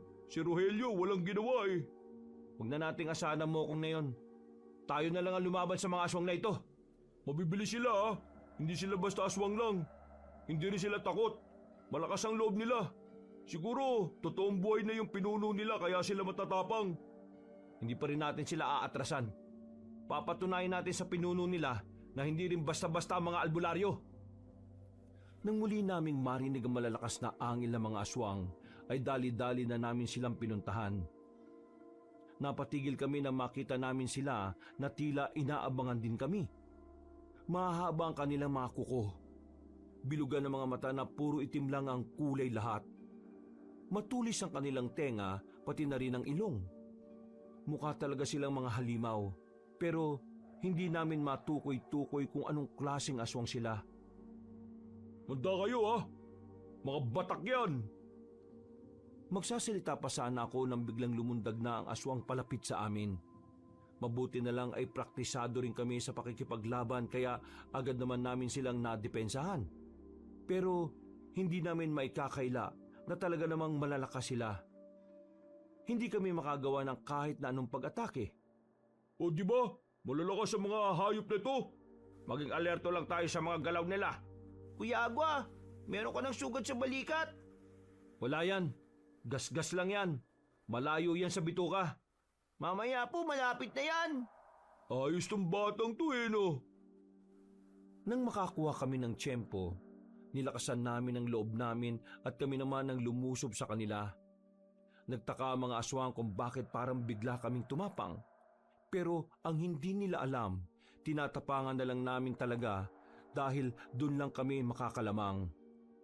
Ang kaso nga lang, kahit na anong gawin naming tapang, sadyang kakaiba talaga ang lakas at bilis ng mga aswang. Napupo na si Dodong sa lapag. Napalibutan na siya ng 3 aswang. Si Lolo at ang Hilito naman ay ganun din. Ako na lang ang natitirang nakatindig. At kahit palagang ko sila, hindi pa rin makakatakas at tiyak na kamatayan ng mga kasama ko. Apo, Agwa, tumakas ka na! Umalis ka na, Agwa! Iparating mo sa mga kasama natin sa ibang baryo! Kuya, yung sinigang po sa bahay, baka malamig na. Abay, pambira ka talagang bata ka oh. Malapit na tayong mamatay eh. Yung ulam pa rin ang iniisip mo. Hindi ko kayo iiwan. Huwag ka na magpakabayani, Agwa! Isipin mo na lang kung ano ang mas makabubuti. Wala na kami magagawa rito. Tatanggapin na lang namin ang kamatayan namin. Sige na, Apo! Hindi! Umangin na malakas sa mga aswang. Akmang lalapitan na nila ako pero bigla na lang akong nakaramdam ng kakaiba sa katawan ko. Para akong gumaan. Nakita ko na lang na parang umiilaw ng konti ang 2 palad ko. Nanlalaki mga mata ko noong mga sandaling yon. Kahit ang mga aswang din na nasa harapan namin ay napatigil. Natagpuan ko na lang ang sarili ko na bigla ko na lang tinaga at sinaksak ng itak ang 2 aswang sa bilis ng pagkakagawa ko. Hindi ko na namalayan na nagawa ko yon. Lolo, nasa kanya ba yung mutya ng libag? Hindi ka pa ni paniwala. Pinagtulungan ako ng mga aswang pero dahil sa kakaibang kapangyarihan na bigla ko na lang naramdaman, nagawa ko silang tapatan. Sa katunayan, hindi na nga sila makatama sa akin. Makalipas lang ang halos 5 minuto, ang 7 aswang ay napatay ko na. Isa na lang ang natitirang nakatindig. Tatangkain pa sana nitong tumakas pero agad kong pinukol papunta sa kanya ang itak. Tumama ang itak sa bandang batok nito na naging dahilan para malagutan na rin siya ng hininga. Napapatingin na lang ako sa kamay ko noong mga sandaling yon, Kabanong. Hindi pa rin ako makapaniwala pero meron na akong ideya kung saan ang galing ang kakaibang abilidad ko. Napakahusay ng ginawa mo, Apo. Nagawa mo silang talunin. Agwa, tingin ko, ikaw talaga pinili ng mutya ng ano? Ng ano po? Ng libag? Nararamdaman ko ang kapangyarihan niya sa buong katawan ko. Ibig sabihin lang nito, hindi siya nalusaw sa palad ko. Pumasok siya sa buong katauhan ko. Meron lang akong iniisip na hindi ko sigurado. Ano yun, Apo? Dahil nasa akin ang mutya ng libag, kailangan ko pa rin bang hindi maligo ng 1 buwan? Tumawa na lang ang pinsang kong siyang Hilito kahit na natili naman kaming seryoso. Sinaway siya ni Lolo kaya agad din naman siyang nanahimik. Sa totoo lang, wala pa rin talaga akong sapat na ideya kung papaano gagamitin na maayos ang mutya ng libag. Pero dahil gumagana naman siya sa akin, hindi ko na pinagpaliban ng pagligo. Dahil sa nagawa ko, ang ibang aswang na nakakalat sa iba pang baryo ay bigla na lang nag-atrasan. Kinatakutan nila ang mutya na meron ako. Kahit na naipanalo namin ang unang laban, marami pa rin ang nasaktan at meron ding mga namatay. Agad namang nakarating sa ibang baryo ang tungkol sa paggamit ko ng kapangyarihan ng mutya. At kahit na gabing-gabi na at hindi pa kami nakaka-recover sa nangyari, biglang dumating si Rogelio sa baryo nila Dodong. Agwa! Oh, kung makapagdabog ka ng pinto, akala mo taga rito ka. Manahimik ka muna. Si Agwa ang gusto ko makausap. Agwa, totoo bang napagana mo yung mutya ng libag? Oo, hindi pala siya nalusaw. Ang totoo, pumasok siya sa katawan ko. Nagawa ko siyang gamitin kanina dahil desperado na akong iligtas sila. Ibalik mo na sa akin. Ha? Sabi ko, ibalik mo na sa akin. Nasisira ka naman ng ulo. Binigay mo na kay Agwa at siya na ang pinili ng mutya. Anong ibalik? Malis ka na nga. Abala ka eh. Nakita mo nang sugatan kami rito oh. Inintay mo na sana munang matapos kami sa panggagamot namin sa sarili namin, di ba? Agwa, ibalik mo sa akin ha. Ang angkan ko naman ang nangangalaga niya sa loob ng maraming panahon eh. Hoy, nakikinig ka ba sa akin? Kung ibabalik mo sa akin yan, mas mapapaunlad ko pa ang mutya dahil napag-aralan ko na yan. Isara ulo ka naman pala talaga eh. Hindi mo ako pinapansin ha. Malis ka na nga. Ano ba? Bakit ba gusto mong kunin to? Kung alam mo naman na hindi mo naman nagagamit. Alam mo naman na kailangan ko to, lalo na sa mga ganitong sitwasyon, Rogelio. Sumalakay ng mga aswang, maraming nasaktan, at meron ding namatay. Tapos ikaw, ang inaatupag mo kukunin sa akin yung anting-anting. Dapat unahin mo yung mga kalugar mo, para makapaganda na rin sila. Wala kang karapatan na hawakan ng mutya, dahil hindi ikaw nag-alaga dyan. Oo! Hinahanap ko makakapagpabuhay sa kanya dahil kailangan ko maging aktibong mutya para masimulan ko na rin siyang gamitin. Kaya ibalik mo na sa akin yan, Agwa! Hindi mo yata talaga naiintindihan no? Nasa loob na nga ng katawan ko ang mutya at hindi ko alam kung paano siya ibabalik sa'yo. At kahit alam ko man, hindi ko rin gagawin. Sa pinapakita mo ngayon, pinapatunayan mo lang na hindi ka rin karapat-dapat dahil magiging sakim ka sa kapangyarihan. Sinabi na ibigay mo sa akin, Hindi ka ba talaga nakikinig? Isang malakas na suntok ang pinakawalan ni Dodong sa mukha ni Rogelio. Napatras si Rogelio dahil doon. Pero hindi ito natinag. Gumanti ito kay Dodong. Pero dahil malaking tao si Dodong, ay hindi rin naman ito umubra. Mabuti na lang ay inawat na rin sila ng iba pa naming mga kasama. Hindi magandang tingnan ng dalawang albularyo na magkaaway. Magkakampi dapat tayo. Kahit na kailan talaga, Dodong, wala ka pa rin kwenta. Hindi na ako magtataka kung bakit hanggang ngayon pangkaraniwang albularyo ka pa rin. Pangkaraniwan? Kasi hindi ako naghahangad ng kapangyarihan. Di gaya mo na uhaw ka sa kapangyarihan. Kahit hindi naman talaga yung para sa'yo. Pagsisisihan nyo ito na hindi nyo binigay sa akin ng mutya. Ako lang ang nakakalam kung paano yan kontrolin. Nagkakamali ka, Rogelio. Tingin ko hindi ko kailangang kontrolin ng mutya. Dahil siya mismo ang nagkukusang tulungan ako sa mga bagay na dapat kong gawin. Sige na, umalis ka na rito. Bago pa kita ipabugbog sa mga nandito. Wisit ka. Tinuring pa naman kitang kaibigan tapos ganito pala ugali mo. Wala akong pakialam sa'yo. Padabog na lumabas si Rogelio. Binanggapan nito ang mga nakakasalubong na kapwa albularyo. Buntong hininga na lang ang nagawa ko. Kinaumagahan, naging maayos naman ang kalagayan namin. Nalinisan na rin ang mga sugat namin. Nang masiguro naming nasa maayos ng kalagayan ng lugar nila Dodong, nagpasya kaming umuwi na muna sa baryo namin. Inabutan pa namin sa lamesa ang pagkain na hindi na namin natapos nung gabi. Ininit na lang ni Lolo ang sinigang at maya-maya'y kumain na rin kami. Habang kumakain, nararamdaman ko ang malaking pagbabago sa sarili ko. Mula nang mapalabas ko ang kapangyarihan ng mutya ng libag, pakiramdam ko ay kaya ko nang gawin ang lahat.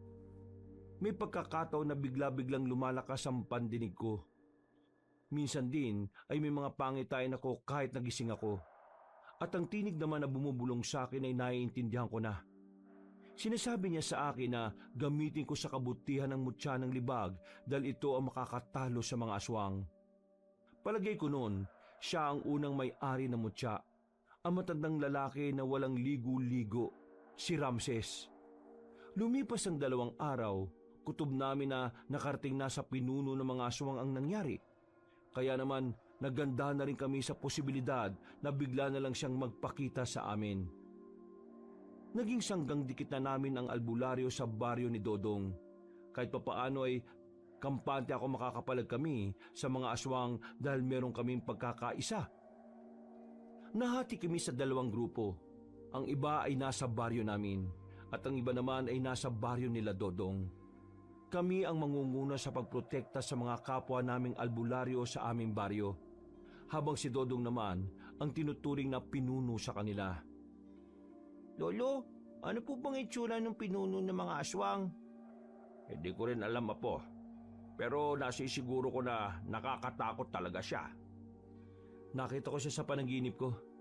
Nilarawan sa akin ng mutya kung anong itsura niya. Isa siyang matanda. Pangkaraniwan lang ang itsura niya kapag nasaan yung tao siya. Pero nakakapangilabot ang tunay nitong anyo kapag naging aswang. Matangkad, maskuladong katawan na parang hindi ito matanda. Mukha itong demonyo. Demonyong makikita mo sa mga pelikula na literal na pumapatay. Napansin ko ang bahagyang takot sa mukha ni Angelito kaya itinigil ko na ang sinasabi ko. Maya-maya lang, sumapit na rin ang kinagabihan. Napakatahimik ng gabi, parang walang bahid ng panganib. Nagkukubli ang pangamba na bumabalot sa kapayapaan ng lugar. Apo, ano ba na mangyari ngayong gabi? Gusto kong malaman yung kung gaano ko kayo kamahal. Lolo, bakit po parang mawawala ka na kung magsalita kayo? Di naman sa ganon. Gusto ko lang naman na maging handa kayo sa mga pwedeng mangyari. Pinapangako ko po na walang mangyayari sa atin. Gagawin ko ang lahat para protektahan ko ho kayo. Pinagpatuloy na lang namin ang paglalakad para pumunta sa bungad ng baryo namin. Naghintay kami ng naghintay roon hanggang 12:00, pero walang umaataking aswang.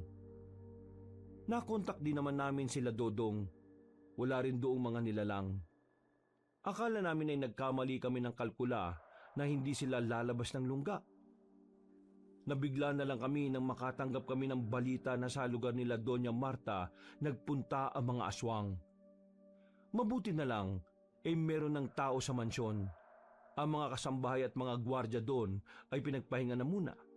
Kaya walang inabutan ng mga aswang doon. Ang problema nga lang ay ang ibang kamag-anak ni Doña Marta. Sila ang naabutan, kaya sila ang mga nadali. Grabe, brutal. Kahit matanda na oh. Nakatayo kami sa harap ng isang bahay na malapit lang din sa mansyon.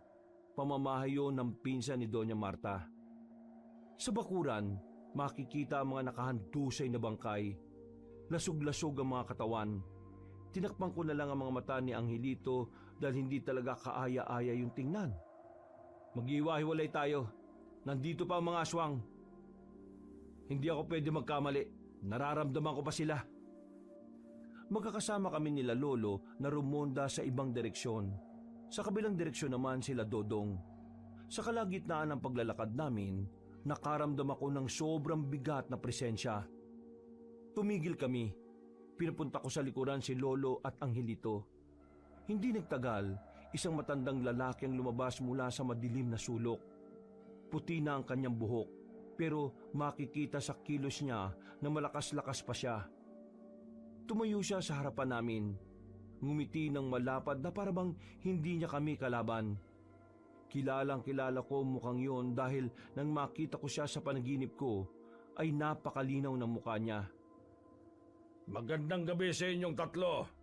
Ako ba ang hinahanap ninyo? Ikaw ang pinuno ng mga aswang? Ikaw ang binuhay ng mga kauri mo para magasik ulit ng lagim? Tama ba ako? Tama ka. Ako nga. Pero mali ka sa parting maghahasik ako ng lagim. Sabihin na lang nating meron akong gustong balikan.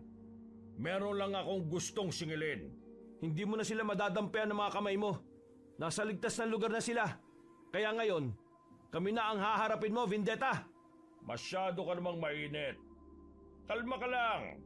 Hindi naman ako nandito para makipagpatayan sa inyo eh. Meron akong gustong ialok sa'yo. Nagkatinginan kami ni Lolo. Base sa tingin din sa amin ng matandang nasa harapan naman namin ay mababasa kong meron talaga siyang binabalak. Kaya naman hindi ako naging kampante. Agwa ang pangalan mo, hindi ba? Bagay na bagay, parang pinagbiyak na bunga. Mukhang tinadhanang maging magkasama. Agwa, Vendetta. Hindi mo ba naisip? Ikaw at ako, magkakampi? Magkakampi eh. Nahihibang ka na ba? Kahit na kailan, hindi ako kakampi sa kagaya mong ubod na kasamaan. At kanino ka kakampi? Saan ka ng mga taong umabuso sa kapangyarihan nila? Saan ka ng mga babaylan? Kay Marta? Anong alam mo sa katauhan ng taong yon para kampihan mo? Narinig ko na ang kwento niya. At hindi ang kwento ko. Paano mo maintindihan ang pinakapuso ng nakaraan kung isang bersyon lang ang handa mong pakinggan? Nakita kong bumakas ang lungkot at galit sa mukha ni Vendetta. Sa mga sandaling yon ay mas lalong bumigat ang presensya na nararamdaman ko. Nararamdaman ko na rin ang galit niya habang nagsasalita. Nananahimik ang angka ng mga aswang sa isang tagong lugar sa gubat. Pero bigla silang dumating. Nung una, sinabi nilang tutulungan nila kaming may pakilala sa mga tao. Nangako sila sa amin na walang mananakit sa amin, na magiging normal na lang ang pananatili namin dito sa mundo. Matagal na namin pangarap yon, ang matanggap sa lipunan na ito. Dahil sa simula pa lang naman, hindi naman talaga kami masasama. Kumakain lang kami ng mga hilaw na hayo pero nung panahon na yun di sumagi sa isipan namin at tumikim ng tao. Dahil sa matatamis na salita ng mga babaylan, sumama kami sa kanila. Nagulat na lang kami nang biglang may mga humuli sa amin. Habang naglalakbay na kami sa kagubatan, kalaunan nalaman ko na tauhan din pala yun ng mga babaylan. Tinraidor nila kami. Ang pangako nila sa akin ay hindi nila tinupad.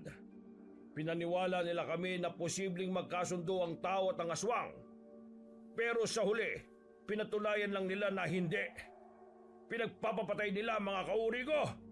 Lahat ng angkan, pati bata, matanda at kahit na sinong aswang, kinuha nila mga dugo. Inipon na para bang normal na tubig lang sa kanila. Ako lang ang nakatakas noon. Nang malaman ko na hindi naging matagumpay ang pagritual na ginawa nila para pigilan ang mga dilubyo, binalikan ko sila isa-isa. Ipinaghiganti ko ang mga mahal ko sa buhay. Pinagpapapatay ko mga babaylan. Pero hindi ko alam kung lahat sila'y naubos ko. Akala ko noon, matatahimik na ako kasi nakaganti na ako.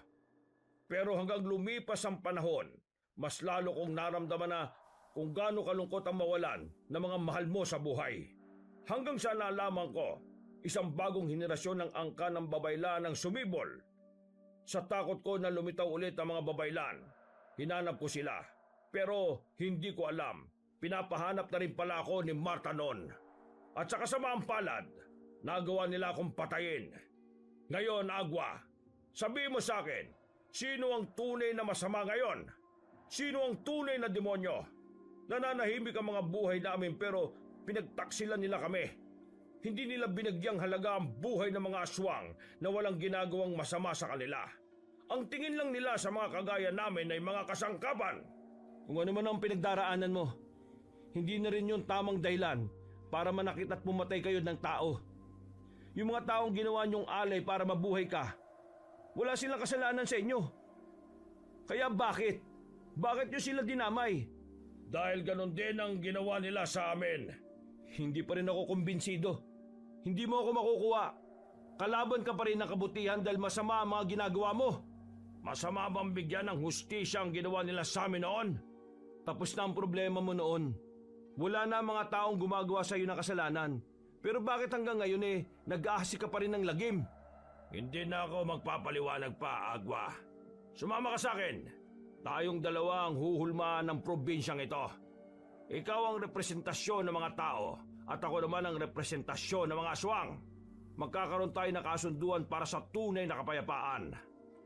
Hindi mo ako maloloko. Ang dahilan kung bakit mo gustong maging kakampi ay dahil sa mutya na nasa akin. Gusto mo magamit yun para mas lalo ka pang lumakas. Hindi yung mangyayari. Nagsasayang ka lang ng oras. Bibigyan kita ng oras para makapag-isip. Pag-isipan mo na maigi, Agwa. Kapag tinanggap mo ang gusto kong mangyari, maraming buhay ang maliligtas. Palis na sana si Vendetta pero nagulat ako nang biglang dumating ang grupo ni Rogelio. Nakasalubong nila matandang aswang. Bigla-bigla na lang nilang inatake yon. Sinubukan ko silang pigilan para mailigtas sa mga buhay nila. Pero hindi nila ako pinakinggan. Nakita na lang namin na pinagbababalibag na ni Vendetta ang mga albularyo. Nagkanda-bali-bali ang buto ng mga yon dahil sa ginawa nito. Tanging si Rogelio na lang ang natitirang nakatindig. Rogelio, huwag kang atake ha. Hindi mo kakayanin si Vendetta. Manahimik ka! Hindi ako duwag gaya mo! Sino kang tao ka? Sino ako? Ako lang naman ang papatay sa'yo! Ang lakas din ng loob mo ha. Manda ka sa akin! Wag! Sa pagnanais na mailigtas ko si Rogelio, muli kong napagana ang kapangyarihan ng mutya ng libag. Nagawa kong makalapit sa kanya ng sobrang bilis. Nahawakan ko siya at nailayo roon kahit siya ay nagulat din. Pasensya ka na, Vendetta ha? Kahit naintindihan ko ang pinanggagalingan ng hinanakit mo, hindi ko pa rin haayaan na makapatay ka ng mas maraming tao. Hindi dahil pinoprotektahan ko ang mga taong kinamumuhian ko, kundi dahil ayoko nang madagdagan pa ang mga kasalanan mo. Kung magsalita ka parang may malasakit ka sa akin ah. Pwes, kakalabanin mo ako? Mas mainam na pwersay na kita para makinabang ako sa iyo. Natulala nang makita ang pagbabago na yon ni Vendetta. Habang ako naman ay nanatili lang sa harapan nito. Wala akong takot na nararamdaman. Buong-buo ang loob kong harapin ang tao na yon.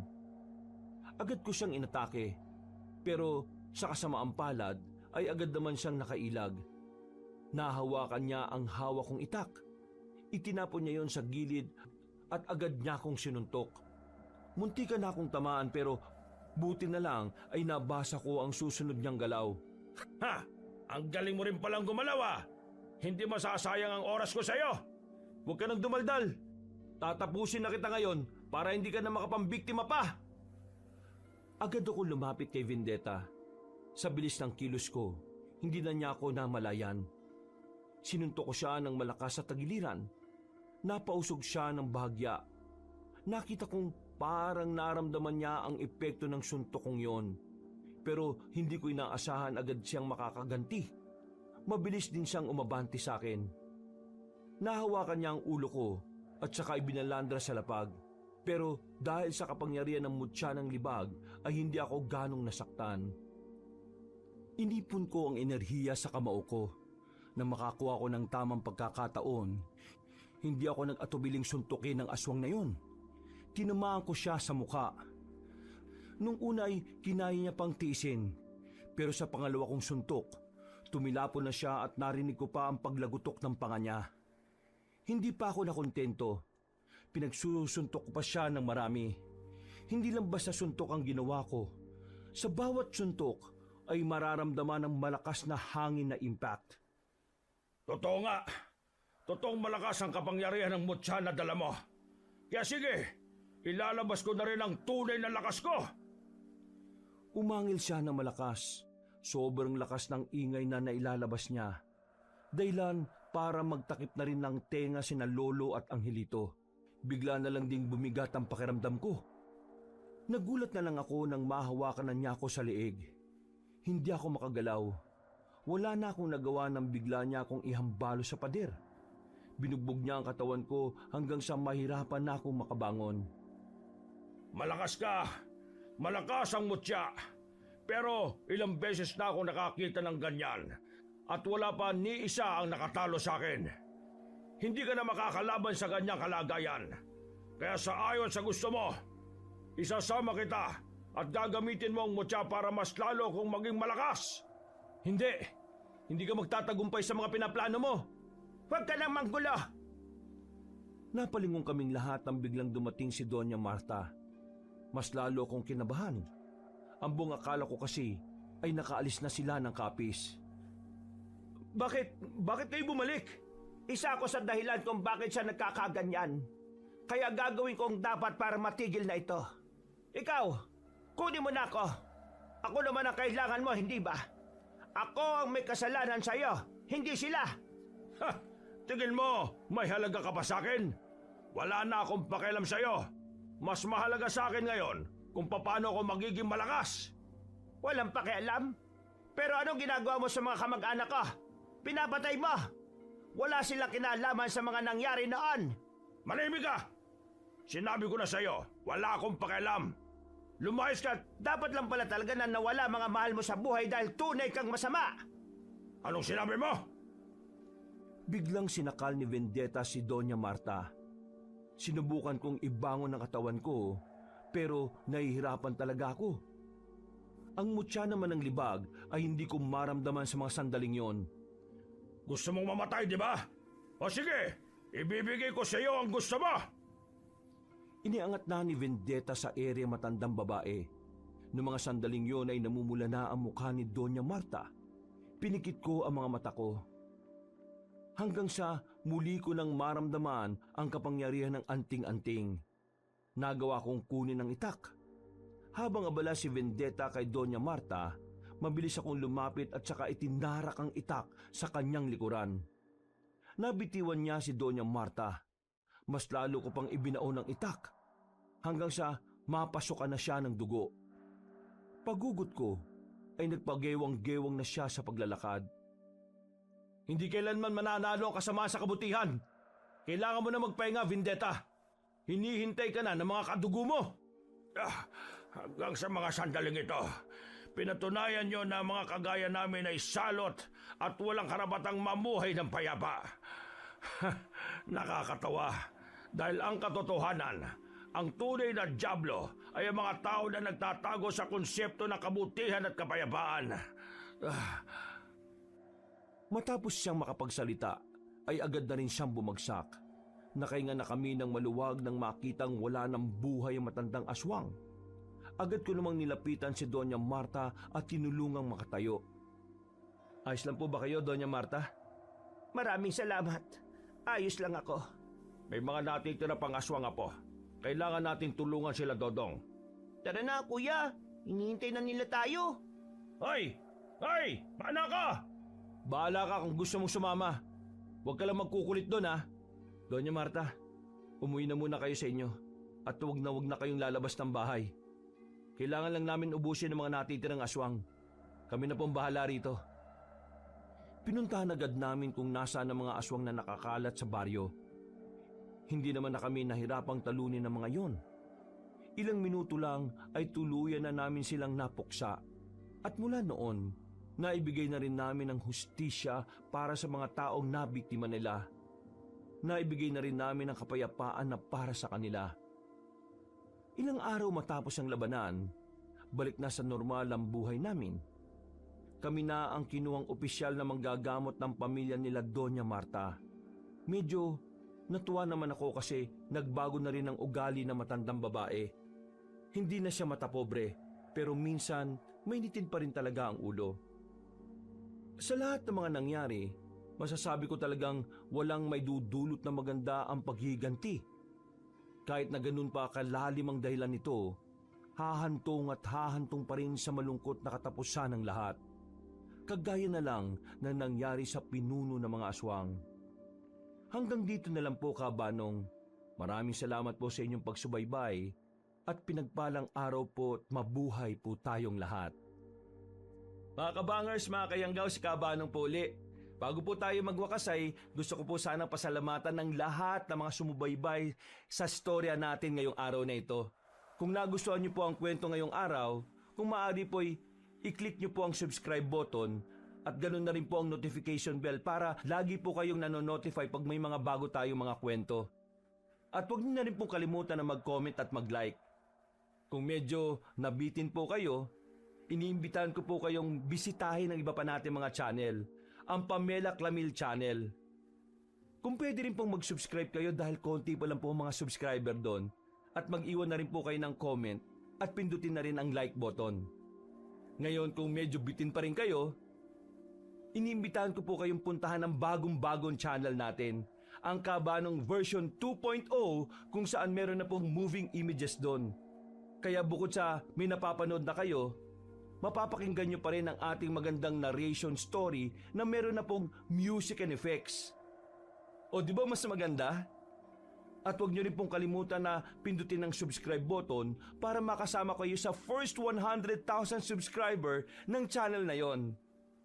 At para hindi po kayo mahirapang hanapin, ilalagay po natin sa description o sa pin comment ang mga links ng mga nasabing channel. Hanggang sa susunod na mga kwento, wakas! Ang paghihiganti ay isa sa pinakamasamang gawain